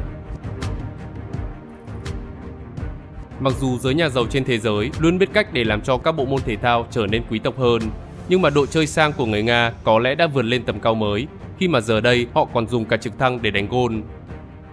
Ở một vùng ngoại ô của thủ đô Moscow, người ta đã tổ chức một cuộc thi đánh golf đặc biệt. Trong đó mỗi lượt sẽ có 3 người chơi với mỗi gậy dài 5 mét và nặng đến 10 cân. Họ phải làm mọi cách để đưa quả bóng có đường kính 1 mét lăn trên mặt tuyết. Tất nhiên là trong suốt thời gian đó, cả 3 người đều phải ở trên trực thăng và duy trì ở độ cao từ 4 cho đến 5 mét so với mặt đất. Bên cạnh việc điều khiển cây gậy dài và đẩy quả bóng lớn, thì người chơi còn phải chống chọi với sức gió quạt liên tục từ cánh trực thăng, mà quan trọng hơn là họ phải có nhiều tiền. Vì chỉ riêng chi phí cho mỗi lần cất cánh đã là 5.000 đô la, đó là còn chưa kể đến khoản chi cho các dịch vụ đi kèm theo khác.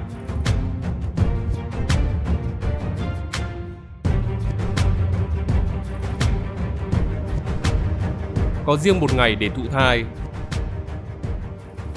Theo số liệu thống kê năm 2022, thì Liên bang Nga đang là quốc gia đông dân thứ 9 trên thế giới, với dân số lên tới 143.440.000 người. Tuy nhiên, trong nhiều năm qua, nước này đang phải đối mặt với tình trạng dân số có xu hướng giảm mạnh. Sau khi đạt đỉnh là 148.689.000 người vào năm 1991, thì dân số của xứ Sở Bạch Dương đã giảm xuống còn 142 triệu người vào năm 2008 và ngày càng phụ thuộc vào người nhập cư. Trong khi tỷ lệ tử vong tự nhiên vào năm 2020, 2021 và 2022 đều cao gần gấp đôi so với tỷ lệ sinh tự nhiên. Năm 2022, cuộc khủng hoảng nhân khẩu học ở nước này đang ngày càng trở nên nghiêm trọng khi nó phải hứng chịu nhiều thương vong về quân sự. Cùng với đó là tình trạng chảy máu chất xám và di cư kinh tế do các lệnh trừng phạt và tẩy chay hàng loạt của phương Tây. Nhiều nhà nghiên cứu còn dự đoán rằng tình hình hiện nay của Liên bang Nga có thể sẽ còn tồi tệ hơn cả những năm 1991. Liên Hợp Quốc cũng cho biết nếu tình trạng này còn tiếp tục kéo dài thì trong vòng 50 năm nữa, dân số Nga sẽ chỉ còn lại 120 triệu người. Trong một nỗ lực nhằm đảo ngược tình trạng suy giảm dân số, thì kể từ năm 2005, tại vùng Ulyanovsk, quê hương của vị lãnh tụ Vladimir Lenin, các nhà chức trách địa phương đã tuyên bố lấy ngày 12 tháng 9 hàng năm là ngày thụ thai và cho phép các cặp vợ chồng nghỉ làm để tập trung vào việc sản sinh thêm thế hệ mầm non cho đất nước.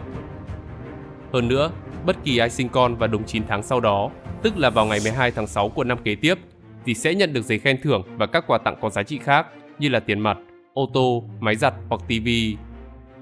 Điều này cũng đã được người dân địa phương nhiệt tình hưởng ứng và khiến cho tỷ lệ sinh vào tháng 6 ở vùng Ulyanovsk luôn ghi nhận ở mức cao hơn so với các tháng còn lại.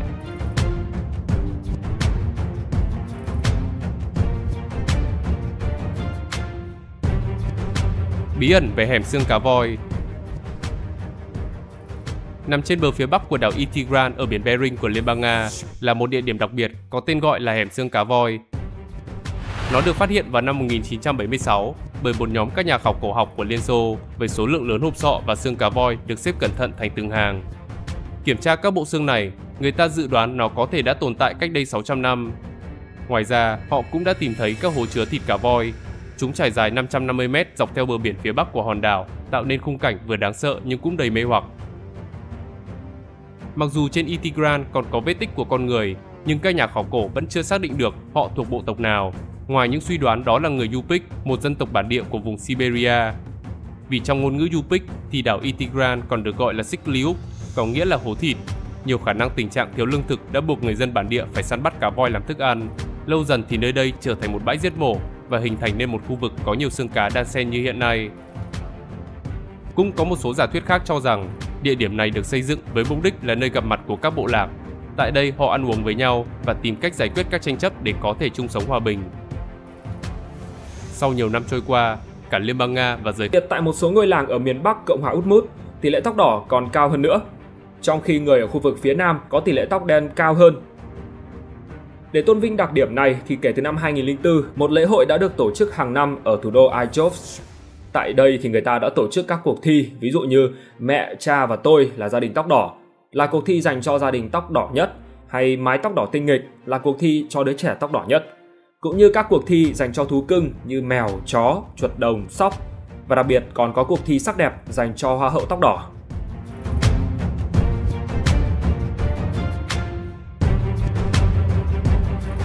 Thích đi trên dây. Sovkramot là ngôi làng nhỏ ở vùng núi của Cộng hòa tự trị Dagestan thuộc Nga. Vùng đất này trở nên nổi tiếng vì là nơi duy nhất trên thế giới mà tất cả người dân khỏe mạnh đều có khả năng đi trên dây.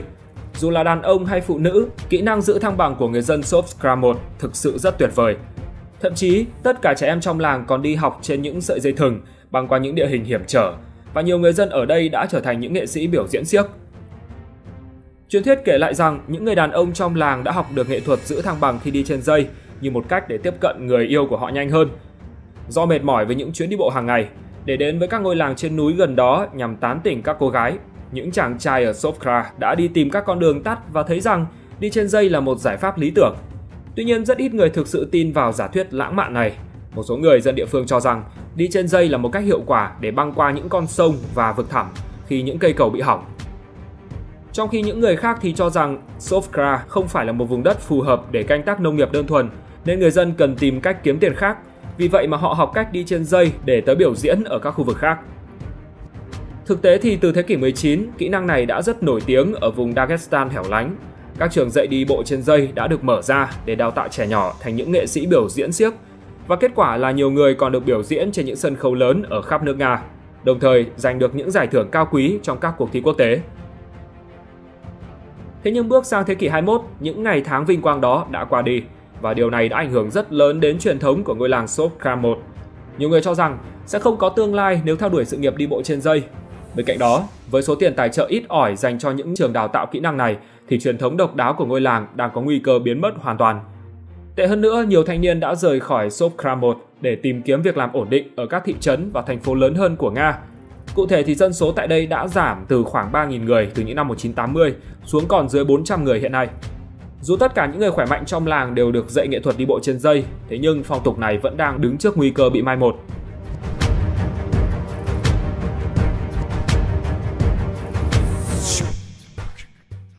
Ít khi cười. Có một thực tế là người Nga rất hiếm khi mỉm cười, đặc biệt là họ sẽ không bao giờ thể hiện sự niềm nở với người lạ. Theo quan niệm của người dân xứ sở Bạch Dương, nụ cười là biểu hiện cho sự thiếu thành thật. Tục ngữ Nga cũng có câu, cười mà không cần lý do, đó là biểu hiện của sự ngu ngốc.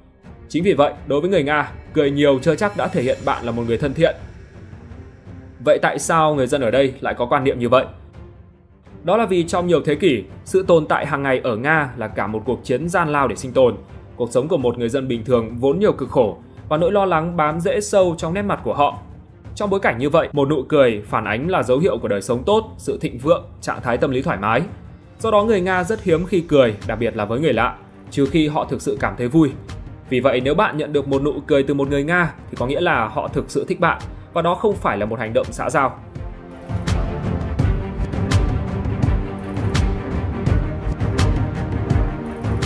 Thích bị muỗi đốt. Trong video Tại sao địa lý nước Nga tệ khủng khiếp, 5 phút thôi đã nhắc đến mùa hè ở xứ sở Bạch Dương nổi tiếng với các loại côn trùng gây hại như ruồi muỗi. Đó là vì vào mùa xuân, băng tuyết tan tạo ra một lượng nước dồi dào, tạo điều kiện lý tưởng cho ruồi muỗi đẻ trứng. Và mùa hè là thời điểm mà chúng tung hoành. Đám côn trùng này ở Nga nhiều đến mức bay thành từng đàn và bám đầy trên các ngôi nhà. Để đề phòng ruồi muỗi, người dân xứ sở Bạch Dương phải mặc kín khi đi ra ngoài, cũng như sử dụng thuốc diệt côn trùng và thiết bị phát sóng siêu âm. Thế nhưng ở thị trấn Bereniki thuộc vùng Perm, người dân lại thích bị muỗi đốt. Cụ thể từ năm 2013, một lễ hội về muỗi đã được tổ chức hàng năm vào ngày 17 đến ngày 20 tháng 7. Ở đây có những cuộc thi cực kỳ thú vị, điển hình như chân muỗi dành cho những người có đôi chân gầy nhất, hay tiếng muỗi là cuộc thi mà mọi người sẽ phải giả tiếng của những con muỗi sao cho giống nhất. Thế nhưng tiết mục hấp dẫn hơn cả là cô gái ngọt ngào nhất. Cụ thể thì trong cuộc thi này, các cô gái sẽ mặc quần đùi và áo vest rồi tiến hành hái quả mọng trong vòng 20 phút. Ai bị nhiều vết muỗi cắn nhất sẽ là người giành chiến thắng. Ban giám khảo là những người có chuyên môn bao gồm cả bác sĩ. Trong khi người chiến thắng vào năm 2013 phải nhận 100 vết muỗi đốt, thì đến năm 2016, người chiến thắng là Irina Ilyukhina, một cô bé 9 tuổi chỉ có tổng cộng là 43 vết muỗi đốt. Đó là vì thời tiết lúc này khô nóng bất thường và làm suy giảm đáng kể số lượng muỗi. Để thưởng cho chiến thắng đầy đau đớn này, ban tổ chức đã tặng cho Irina một chiếc cúp làm bằng gốm. Ngoài các cuộc thi ở trên, ban tổ chức cũng tiến hành hoạt động nhảy trong trang phục muỗi, cũng như tổ chức thi nướng thịt vào mùa hè đầy nắng.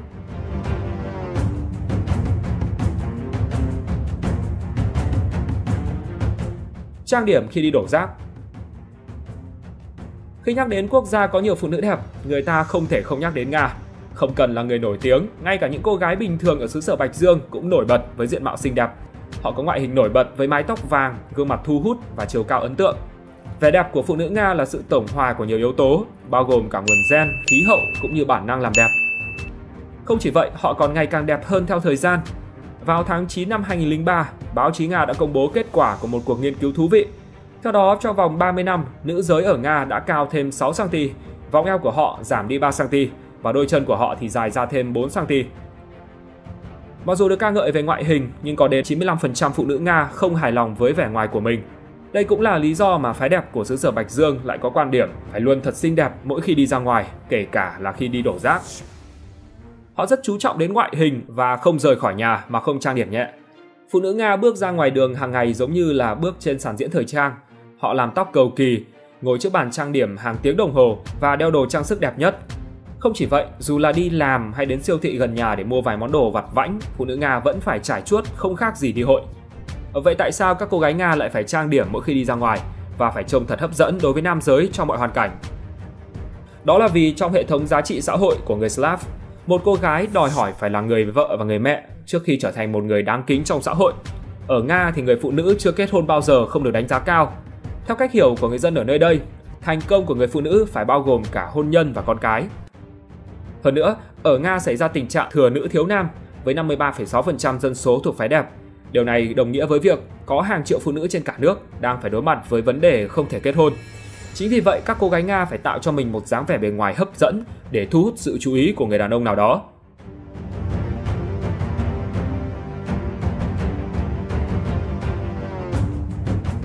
Khoái ăn dưa leo. Vào ngày 24 tháng 7 hàng năm, người dân ở thị trấn Suzdal, tỉnh Vladimir lại tổ chức lễ hội dưa chuột. Loại rau củ này đã được trồng tại đây từ khoảng 500 năm trước và từ đó đến nay, người dân địa phương vẫn luôn coi dưa chuột là loại rau củ đặc trưng của nước Nga và chứa nhiều dưỡng chất nhất trên thế giới. Chúng được chế biến thành hàng ngàn món ăn khác nhau từ súp, bánh, gỏi và thậm chí là nước giải khát từ dưa chuột. Thị trấn Suzdal chính là khu vực trung tâm sản xuất dưa chuột lớn nhất của xứ sở Bạch Dương và đa số gia đình ở đây đều kiếm sống bằng nghề trồng dưa chuột. Với tầm quan trọng như vậy thì vào mỗi dịp tháng 7, người dân Suzdal lại tổ chức lễ hội dưa chuột. Đây cũng là thời gian thu hoạch loại rau củ này. Trong dịp này, khách du lịch sẽ được biết tất cả về việc sản xuất và chế biến dưa chuột, đồng thời có cơ hội thử những món ăn khác nhau và mua những quả lưu niệm in hình dưa chuột. Ngoài ra, trong lễ hội còn có những vở kịch liên quan đến dưa chuột và cuộc thi ăn dưa chuột. Những người tham gia sẽ cố gắng ăn càng nhiều càng tốt trong khoảng thời gian nhất định. Người chiến thắng sẽ nhận phần thưởng là sản phẩm được chế biến từ dưa chuột.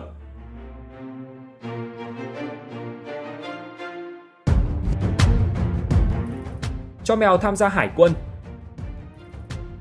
Ở người Nga có câu, thế giới có hai kiểu người, một là kiểu yêu mèo, kiểu kia là thích chó hơn. Vậy nên người dân xứ sở Bạch Dương có nhiều thứ để thể hiện tình yêu dành cho mèo. Trong suốt hàng trăm năm qua, Hải quân Nga đã đưa mèo lên tàu chiến và gọi chúng là thủy thủ 4 chân. Nhiều con trong số này được coi là thành viên không thể thiếu của thủy thủ đoàn, được trao huân chương và phần thưởng, thậm chí được phong hàm sĩ quan và dựng tượng đài. Nhiệm vụ chính của mèo là bắt chuột, do loài gặm nhấm này có thể cắn đứt dây điện, gây hỏng hóc bộ phận nào đó trên tàu. Ngoài ra, mèo còn giúp các thủy thủ thư giãn, đồng thời đem lại may mắn cho cả tàu. Số lượng mèo thường bị giới hạn bởi kích thước tàu chiến. Với những chiến hạm lớn như tàu sân bay Đô đốc Kuznetsov thì thủy thủ đoàn không thể đếm chính xác có bao nhiêu con mèo đang ở trên tàu, còn những tàu nhỏ hơn thì thường chỉ có một con. Mèo không chỉ có mặt trên tàu nổi, chúng còn xuất hiện dưới tàu ngầm. Tuy không có chuột để bắt, những con mèo này đóng vai trò rất quan trọng trong việc giúp thủy thủ đoàn thư giãn và giúp họ bình tĩnh hơn khi làm nhiệm vụ. Một số sĩ quan cho rằng mèo có khả năng phát hiện khói và rò rỉ khí tốt hơn mọi thiết bị cảm biến trên tàu ngầm. Nhiều người lại tin rằng mèo có thể mang lại vận may, xua tan bão tố và báo trước thời tiết xấu.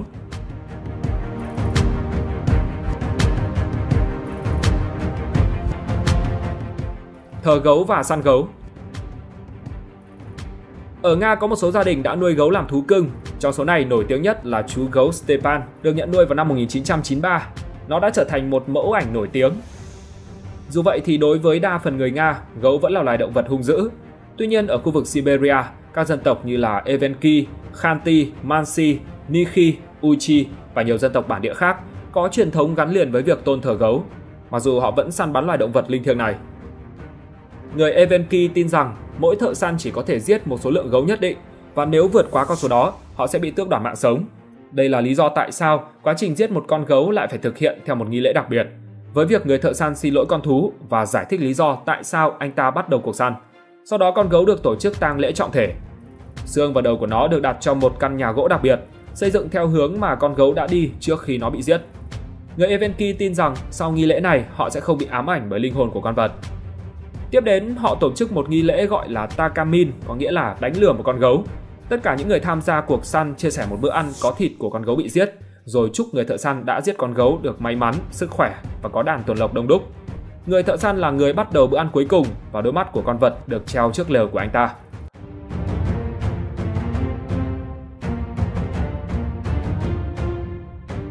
Bộ tộc ăn tiết canh. Bán đảo Yamol thuộc khu tự trị Yamalo-Nenets, khu vực phía bắc Siberia, là nơi sinh sống của người Samoyed, hay còn được gọi là người Nenets. Dân tộc này có khoảng 40.000 người và tồn tại chủ yếu dựa vào việc chăn nuôi tuần lộc. Nơi đây quanh năm chìm trong giá lạnh, thậm chí có những mùa đông mà nhiệt độ rơi xuống âm 50 độ C. Để chống lại thời tiết khắc nghiệt, từ nhiều đời nay, người Nenes vẫn giữ thói quen ăn thịt tuần lộc sống và uống máu sống. Họ tin rằng máu của loài vật này chứa nhiều vitamin bổ dưỡng, cung cấp đủ nguồn dưỡng chất để con người vượt qua mùa đông lạnh giá. Chính vì vậy, ngay từ khi còn nhỏ, người Nenes đã sử dụng cách này để giữ ấm cho cơ thể. Trong khi đó, da lông của loài tuần lộc là nguyên liệu làm quần áo, giày và mũ chống rét, cùng với thảm trải sàn hay những căn lều. Không chỉ vậy, người Nenes còn phải vượt qua những khoảng cách xa tới hàng nghìn cây số trong hành trình di cư ở vùng cực Bắc. Và những chú tuần lộc kéo xe chính là thứ không thể thiếu trong chuyến đi dài như vậy. Loài vật này thực sự là tài sản quý giá nhất của họ, là biểu tượng văn hóa, nguồn sống và phương tiện giao thông quan trọng nhất. Đặc biệt, mỗi thành viên của bộ tộc đều sở hữu một con tuần lộc thiêng, nghĩa là người ta không được giết hay vắt sữa của nó cho tới khi nó già, kiệt sức mà chết.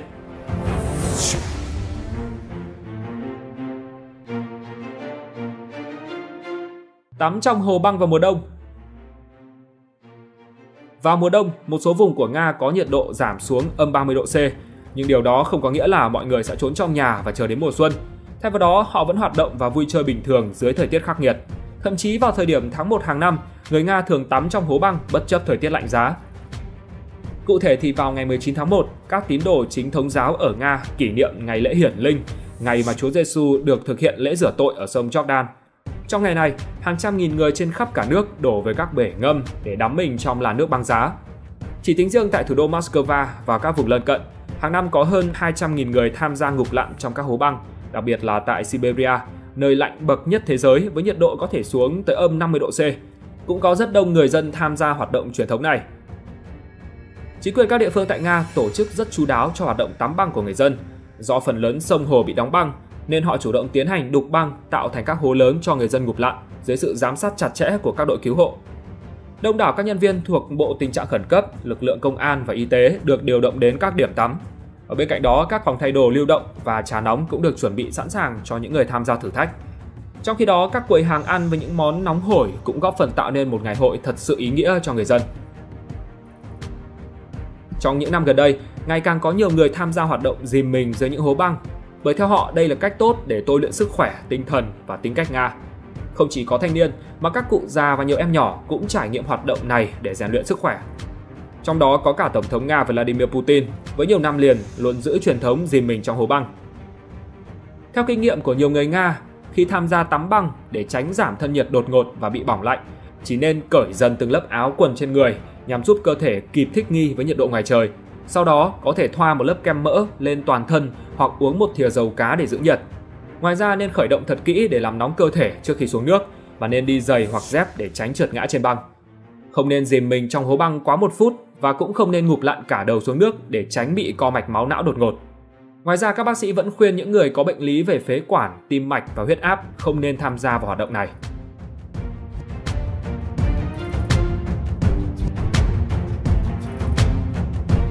Ngủ với người lạ. Người Eskimo ở khu tự trị Chukotka có một tục lệ rất kỳ lạ, đó là người chồng sẵn sàng để vợ ngủ chung với khách lạ nhằm biểu thị lòng hiếu khách. Không chỉ vậy, người Eskimo từ xưa vẫn có phong tục cho thuê vợ ngắn hạn. Khi người đàn ông của một bộ lạc đi săn bắn, anh ta có quyền đem theo vợ của ai đó đã được giới thiệu cho. Trong thời gian đi săn, người phụ nữ Eskimo vừa đảm nhận vai trò nội trợ, vừa là một người tình cuồng nhiệt đáp ứng nhu cầu giường chiếu của người đàn ông thuê mình. Tại khu tự trị Chukotka, việc chia sẻ vợ với nhau được coi là hành động thể hiện sự tôn trọng và đem đến niềm hạnh phúc cho người khác. Nếu người đàn ông kia từ chối, người chồng sẽ coi đó là biểu hiện của việc không tôn trọng đối với mình và gia đình. Thậm chí những người phụ nữ sau khi ngủ chung với khách mà mang thai sẽ được cả làng ăn mừng. Tục lệ này có từ thời xa xưa và duy trì đến nay, không phải do dục vọng sai khiến mà do điều kiện khắc nghiệt của tự nhiên. Những đứa trẻ sinh ra do quan hệ cận huyết ở đây thường ốm yếu và chết yểu. Ngoài ra, do điều kiện thời tiết khắc nghiệt nên việc sinh ra một đứa trẻ và nuôi nấng chúng trưởng thành rất khó khăn. Chính vì vậy, việc người phụ nữ càng sinh được nhiều con thì đó sẽ là niềm vui chung của tất cả mọi người. Có thể nói rằng, người Eskimo không có quan niệm khắt khe về quan hệ chăn gối. Phụ nữ ở mọi lứa tuổi, địa vị xã hội và có ngoại hình bất kể thế nào cũng đều nhận được tình cảm của nhiều người đàn ông. Bên cạnh đó, khái niệm trinh tiết cũng không tồn tại. Người phụ nữ còn trinh đối với họ chỉ đơn giản là chưa từng sử dụng người đàn ông nào. Đặc biệt là người Eskimo không can thiệp vào chuyện tình cảm riêng tư của người khác, cũng như không buôn chuyện sau lưng.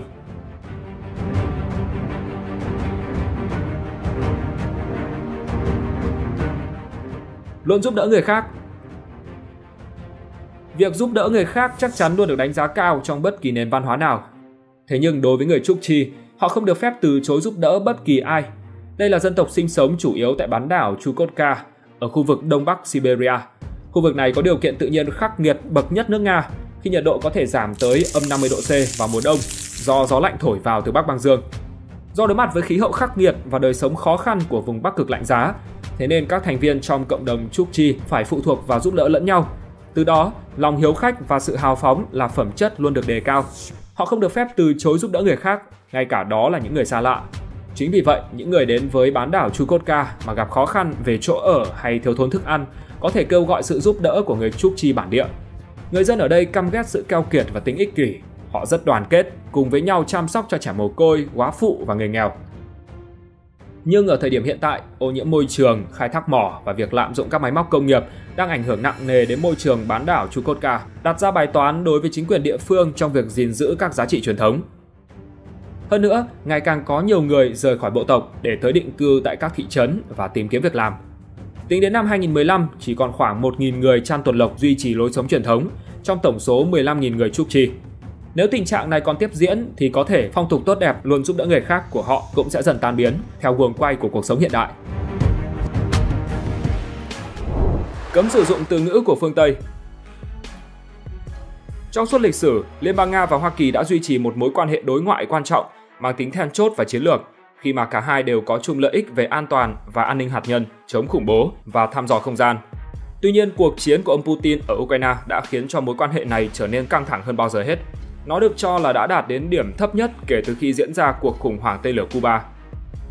Trong khi Washington và các đồng minh đã áp đặt hàng loạt biện pháp trừng phạt chưa từng có đối với Moscow trên mọi lĩnh vực quan trọng, từ kinh tế đến tài chính và ngoại giao, thì Nga cũng đã xếp Hoa Kỳ vào danh sách các quốc gia không thân thiện cùng với Đài Loan, Hàn Quốc, Nhật Bản, Singapore và Ukraine. Người phát ngôn Điện Kremlin cũng khẳng định nền kinh tế nước này sẽ thích ứng tốt với các điều kiện mới, đồng thời cảnh báo sẽ trừng phạt nhiều công ty nước ngoài đang hợp tác với quốc gia này. Tuy nhiên, theo số liệu mới nhất của IMF vào năm 2023, thì kinh tế Liên bang Nga đã bị rớt hạng từ vị trí thứ 8 vào năm 2022 xuống vị trí thứ 11 vào năm 2023, với tổng sản phẩm quốc nội là 1.860 tỷ đô và GDP bình quân đầu người đạt 12.988 đô la Mỹ. Song song với các hành động đáp trả lại Hoa Kỳ, thì Tổng thống Putin còn bày tỏ quyết tâm bảo vệ đất nước khỏi những ảnh hưởng của phương Tây. Vào tháng 2 năm 2023, ông đã ký một đạo luật sửa đổi để cấm các quan chức chính phủ sử dụng hầu hết các từ ngữ nước ngoài trong khi làm nhiệm vụ, ngoại trừ các từ không có từ đồng nghĩa trong tiếng Nga. Luật mới này phù hợp với tầm nhìn cũng như nỗ lực bảo vệ tiếng Nga khỏi việc sử dụng quá nhiều từ nước ngoài như hiện nay. Ông Putin cũng ưu tiên phản ánh tầm nhìn của mình trong hệ thống giáo dục bằng cách đưa ra một cuốn sách bắt buộc dành cho sinh viên đại học, trong đó nêu bật các truyền thống đấu tranh và sức mạnh của nước Nga xuyên suốt nhiều thế kỷ. Điện Kremlin cũng đã phân bổ hàng chục triệu đô la để thiết lập một mạng lưới trại hè yêu nước dành cho trẻ em, bao gồm cả việc phổ cập cho các phụ huynh những kiến thức liên quan đến cuộc chiến của nước Nga chống lại sự xâm lấn của phương Tây. Ngoài ra, quốc gia này còn thông qua dự luật về việc cấm cha mẹ đăng ký tên con mình dưới dạng số, chữ viết tắt, từ ngữ tục tĩu hoặc sử dụng tên nước ngoài. Họ khẳng định động cơ của dự luật này là để bảo vệ quyền của trẻ em, vì phần lớn trẻ em có những cái tên như vậy đều là đối tượng bị bắt nạt hoặc trêu đùa ở trường học. Nó cũng góp phần đảm bảo giữ được tính đặc trưng cho tên gọi của người, đồng thời góp phần bảo toàn văn hóa của dân tộc.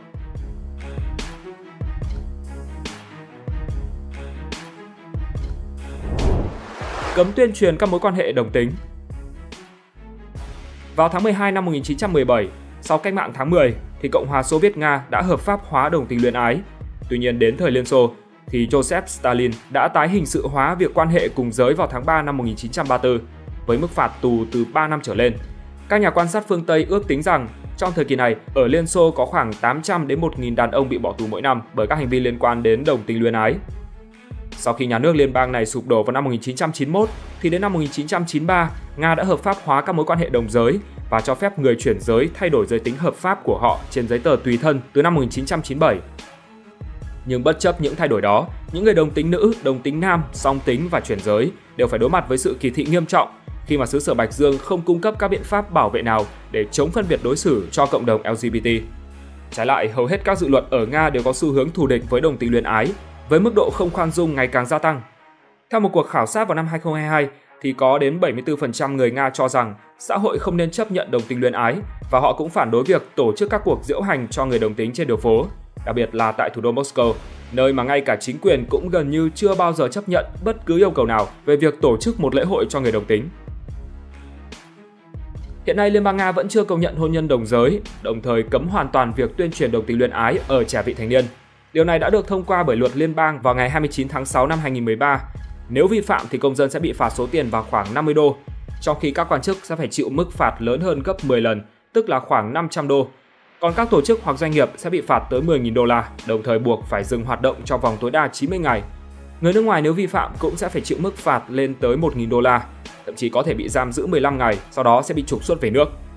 Trong khi đạo luật này của xứ sở Bạch Dương đều được đa số người dân ủng hộ, thì nó lại vấp phải sự lên án mạnh mẽ của các tổ chức nhân quyền quốc tế, vì họ cho rằng đây là hành động phân biệt đối xử và vi phạm nhân quyền, bao gồm cả quyền của trẻ em đồng tính. Thế nhưng việc bị phương Tây lên án đã quá quen thuộc với Liên bang Nga, nên điều này chẳng thể khiến họ thay đổi điều luật của mình. Đặc biệt là từ sau khi cuộc chiến ở Ukraine nổ ra, thì chính quyền Moscow còn tăng cường các biện pháp chống lại người chuyển giới. Nếu như trước đây, quốc gia này có khoảng 1.000 người chuyển giới mỗi năm, thì từ tháng 7 năm 2023, con số này đã giảm xuống gần như bằng không, do Tổng thống Putin đã ký ban hành đạo luật mới, trong đó cấm mọi hoạt động phẫu thuật thay đổi giới tính. Như vậy thì giờ đây, bất kỳ sự can thiệp y tế nào nhằm thay đổi giới tính của một người đều sẽ là vi phạm pháp luật, ngoại trừ trẻ nhỏ bị khuyết tật bẩm sinh. Luật mới này của Nga cũng cấm thay đổi giới tính của công dân trong các giấy tờ chính thức, đồng thời không công nhận các cuộc hôn nhân, trong đó có ít nhất một người chuyển giới, và cấm người chuyển giới nuôi nhận con cái. Quy định này được cho là nằm trong chiến dịch của Điện Kremlin nhằm bảo vệ các giá trị truyền thống cốt lõi của quốc gia, cũng như chống lại ảnh hưởng của văn hóa đến từ phương Tây. Đến ngày 30 tháng 11 năm 2023, Tòa án tối cao đã ra phán quyết rằng phong trào LGBT quốc tế là cực đoan và đặt nó ra ngoài vòng pháp luật ở nước này. Ngày hôm sau, lực lượng an ninh Nga đã đột kích các quán bar, phòng tắm hơi nam và hộp đêm trên khắp thủ đô để xử lý các hành vi vi phạm liên quan đến đồng tính luyến ái.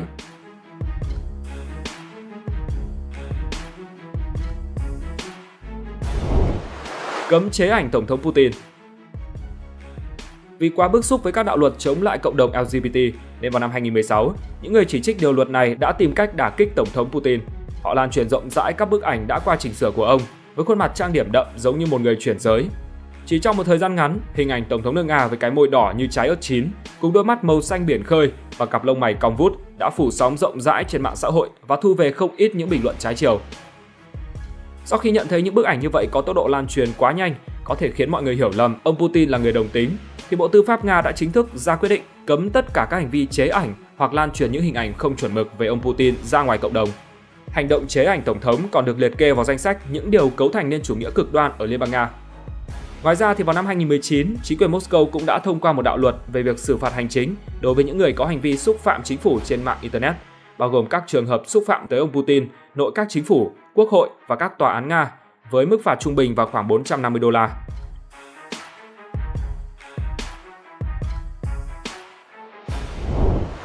Cấm bán rượu vào ban đêm. Hiện nay mức tiêu thụ rượu ở Nga vẫn thuộc hàng cao nhất thế giới, khi mà bình quân mỗi người dân nước này tiêu thụ khoảng 10,5 lít rượu nguyên chất vào năm 2019. Tuy nhiên, thói quen này đã giết chết nửa triệu người mỗi năm và là nguyên nhân chính khiến dân số của Nga suy giảm. Lượng tiêu thụ rượu cao còn gây tác động tiêu cực đến kết cấu xã hội của đất nước, đồng thời mang lại những hậu quả lâu dài về chính trị, kinh tế và sức khỏe cộng đồng. Theo một số nhà nghiên cứu, thì chứng nghiện rượu ở quốc gia này đã mang tính chất của một thảm họa quốc gia và nó có quy mô như một thảm họa nhân đạo.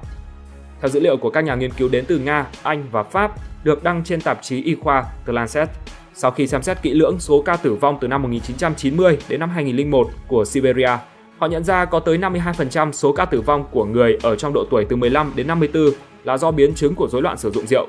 Các quan chức y tế hàng đầu của đất nước cũng nhiều lần bày tỏ quan ngại về tình trạng nghiện rượu, đặc biệt là vào năm 2007, cứ 8 ca tử vong thì có 1 ca là do các bệnh liên quan đến đồ uống có cồn. Điều này đóng vai trò chính trong việc suy giảm dân số của Liên bang Nga, đồng thời khiến cho tuổi thọ ở nam giới thấp hơn khoảng 13 năm so với tuổi thọ của nữ giới.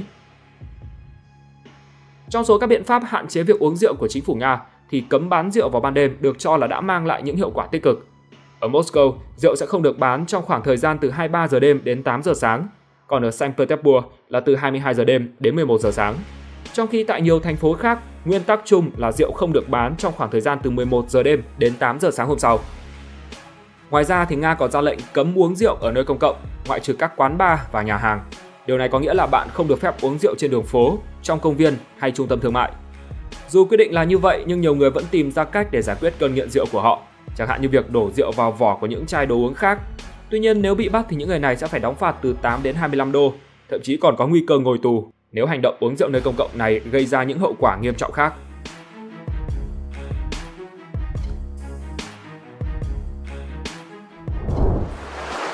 Cấm chửi thề.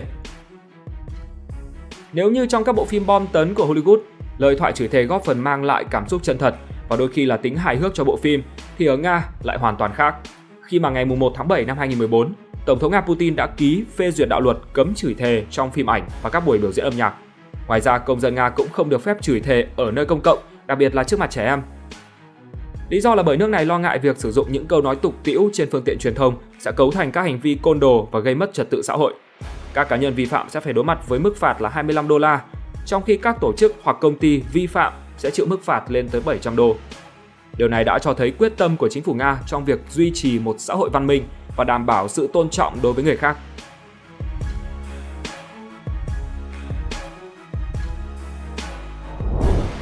Cấm sử dụng đồ lót gen gợi cảm. Nga nổi tiếng là đất nước có những điều luật đi sâu vào đời sống riêng tư của người dân. Cùng với luật cấm chửi thề, thì trong tháng 7 năm 2014, nước này tiếp tục đưa ra một lệnh cấm gây tranh cãi. Đó là cấm mọi hoạt động sản xuất và nhập khẩu đồ lót được làm từ gen tổng hợp. Điều này không chỉ áp dụng ở Liên bang Nga mà còn bao gồm cả Belarus và Kazakhstan, đều là hai quốc gia thuộc khối liên minh hải quan Á-Âu do Nga thống trị. Luật cấm sử dụng đồ lót gen đã khiến nhiều chị em phụ nữ cảm thấy khó chịu vì họ không còn được mặc những bộ đồ nội y mang tính gợi cảm cao nữa. Đặc biệt là ở thành phố Almaty của Kazakhstan, hàng trăm người đã đổ xuống đường để phản đối luật cấm kỳ lạ này.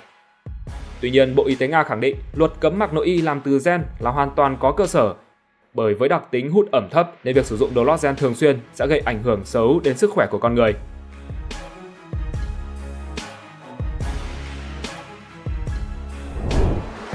Cấm đi xe ô tô bẩn. Mặc dù hệ thống đường bộ và luật lệ giao thông ở Liên bang Nga không có sự khác biệt nhiều so với các nước châu Âu khác, nhưng quốc gia này vẫn áp dụng một số điều luật gây nhiều tranh cãi, điển hình như việc cấm đi xe ô tô bẩn. Chính quyền xứ sở Bạch Dương coi đây là một trong những nguyên nhân gây ra tình trạng ô nhiễm môi trường. Đồng thời, việc để bụi bẩn bám quá dày lên kính xe còn có thể gây cản trở tầm nhìn và dẫn đến nguy cơ gây ra tai nạn giao thông. Vì vậy, nếu bạn lái xe ở Nga mà quên giữ cho nó sạch sẽ, thì rất có thể bạn sẽ bị cảnh sát chặn lại và phạt tiền. Thành phố Chelyabinsk được đánh giá là khu vực thực hiện nghiêm ngặt nhất luật cấm đi xe bẩn, với mức phạt dành cho người vi phạm là khoảng 62 đô la một lần, tức là gần 1,5 triệu Việt Nam đồng. Từ khi xuất hiện luật cấm này, người được lợi nhất có lẽ là chủ của những gara rửa xe hoạt động trên các thành phố lớn của Liên bang Nga. Ngoài một số lỗ hổng trong việc quy định mức độ vi phạm, thì luật cấm này cũng dẫn đến việc một số cảnh sát lợi dụng để ăn tiền của người dân khi mà xe của họ chưa bẩn tới mức độ bị phạt. Đây cũng là lý do khiến quy định này vấp phải sự phản đối mạnh mẽ đến từ các tài xế. Trong đó đa số mọi người đều cho rằng đi xe bẩn không có nghĩa là phạm luật, mà chỉ là những xe không đọc được biển số mới đáng bị phạt.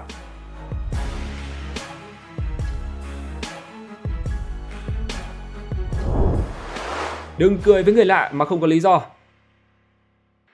Có một điều thú vị trong quy luật giao tiếp của người Nga, đó là họ sẽ không mỉm cười đối với người lạ. Vì đối với họ, nụ cười không phải là cách thức để thể hiện phép lịch sự. Ngược lại, nó còn coi là bằng chứng cho sự thiếu chân thành, cũng như đang tìm cách che giấu cảm xúc thật của con người. Người dân xứ sở Bạch Dương thường chỉ mỉm cười với những người mà họ quen biết, và đây cũng là lý do tại sao nhân viên bán hàng ở Nga thường rất ít cười với khách hàng. Tại những nơi công cộng, họ có xu hướng duy trì một vẻ mặt khá nghiêm túc, nhưng chỉ cần gặp bạn bè hay người thân thì người Nga sẽ trở thành một con người hoàn toàn khác. Trên thực tế, do một số truyền thống lịch sử và văn hóa khác nhau nên nụ cười lịch sự mà chúng ta thường dành cho người lạ chưa bao giờ trở thành một yếu tố giao tiếp cần thiết trong văn hóa Nga. Nhiều thế kỷ trước, sự tồn tại hàng ngày ở Nga là cả một cuộc chiến gian nan để sinh tồn trước những thách thức của chiến tranh và điều kiện khắc nghiệt của tự nhiên. Nỗi lo lắng thường trực đã bám rễ trong nét mặt của họ cũng như trong văn hóa của dân tộc. Để rồi cho đến ngày hôm nay, khi đất nước đã đổi mới và cuộc sống cũng tốt đẹp hơn, thì nụ cười đối với người Nga vẫn là thứ cần phải được trân trọng, thậm chí là tiết kiệm.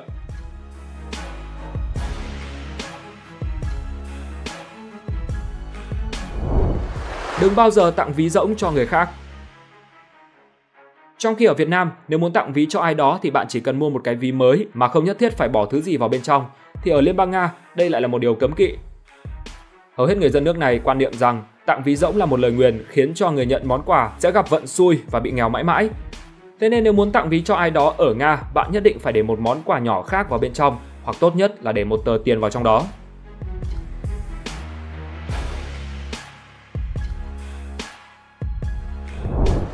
Không được để chai rỗng lên bàn. Theo quan niệm truyền thống của người Nga thì việc để chai lọ rỗng ở trên bàn được coi là điểm gở, đặc biệt là những chai rượu đã cạn sạch. Họ tin rằng việc làm này sẽ mang đến đau thương và nghèo đói cho chủ nhà trong một tương lai gần. Một số người khác thì khẳng định đây chỉ là một thói quen của người Nga được hình thành trong cuộc chiến tranh chống lại Napoleon vào năm 1812. Dành cho những ai chưa biết thì vào năm 1812, người Pháp đã từng mở một cuộc xâm lược lớn nhằm vào đế quốc Nga và gọi đó là Chiến dịch Nga. Trong khi ở Nga người ta gọi là Chiến tranh vệ quốc năm 1812. Đây là cuộc xâm lược do Napoleon phát động với mục đích là buộc đế quốc Nga ngừng giao thương với Vương quốc Anh. Cuộc xâm lược này được đánh giá là một trong những chiến dịch quân sự được nghiên cứu kỹ lưỡng nhất trong lịch sử và được liệt kê vào danh sách những hoạt động quân sự nguy hiểm nhất trong lịch sử thế giới. Nó được đặc trưng bởi sự thiệt hại to lớn về sinh mạng con người khi mà trong vòng chưa đầy 6 tháng, gần 1 triệu binh lính và dân thường đã thiệt mạng. Với chiến lược vừa đánh vừa rút lui nhằm làm tiêu hao lực lượng của Napoleon khi phải chiến đấu ở vùng đất khắc nghiệt và lạnh giá của xứ sở Bạch Dương, thì người Nga cuối cùng cũng giành được thắng lợi và thành công trong việc đánh đuổi quân đội của Napoleon về Pháp. Trong một lần áp giải lính Pháp ở Nga về Paris, những người lính Moscow đã tới uống rượu tại một nhà hàng, nơi mà ở đây họ tính phí trên mỗi chai rỗng còn lại trên bàn, chứ không phải số lượng chai đã gọi trước đó. Vì thế một số người lính Nga đã lén lút giấu những chiếc chai rỗng mà họ đã uống hết xuống dưới gầm bàn, nhờ vậy họ tiết kiệm được một khoản kha khá. Sau khi trở về nước, bất kể là uống rượu ở đâu, họ vẫn tiếp tục thực hiện việc để chai rỗng xuống dưới gầm bàn như một thói quen, đồng thời truyền đi thông điệp rằng hành động này sẽ giúp đàn ông Nga sớm trở nên giàu có. Dần dần điều đó đã trở thành phổ biến và là một trong những nét văn hóa của người Nga như hiện tại.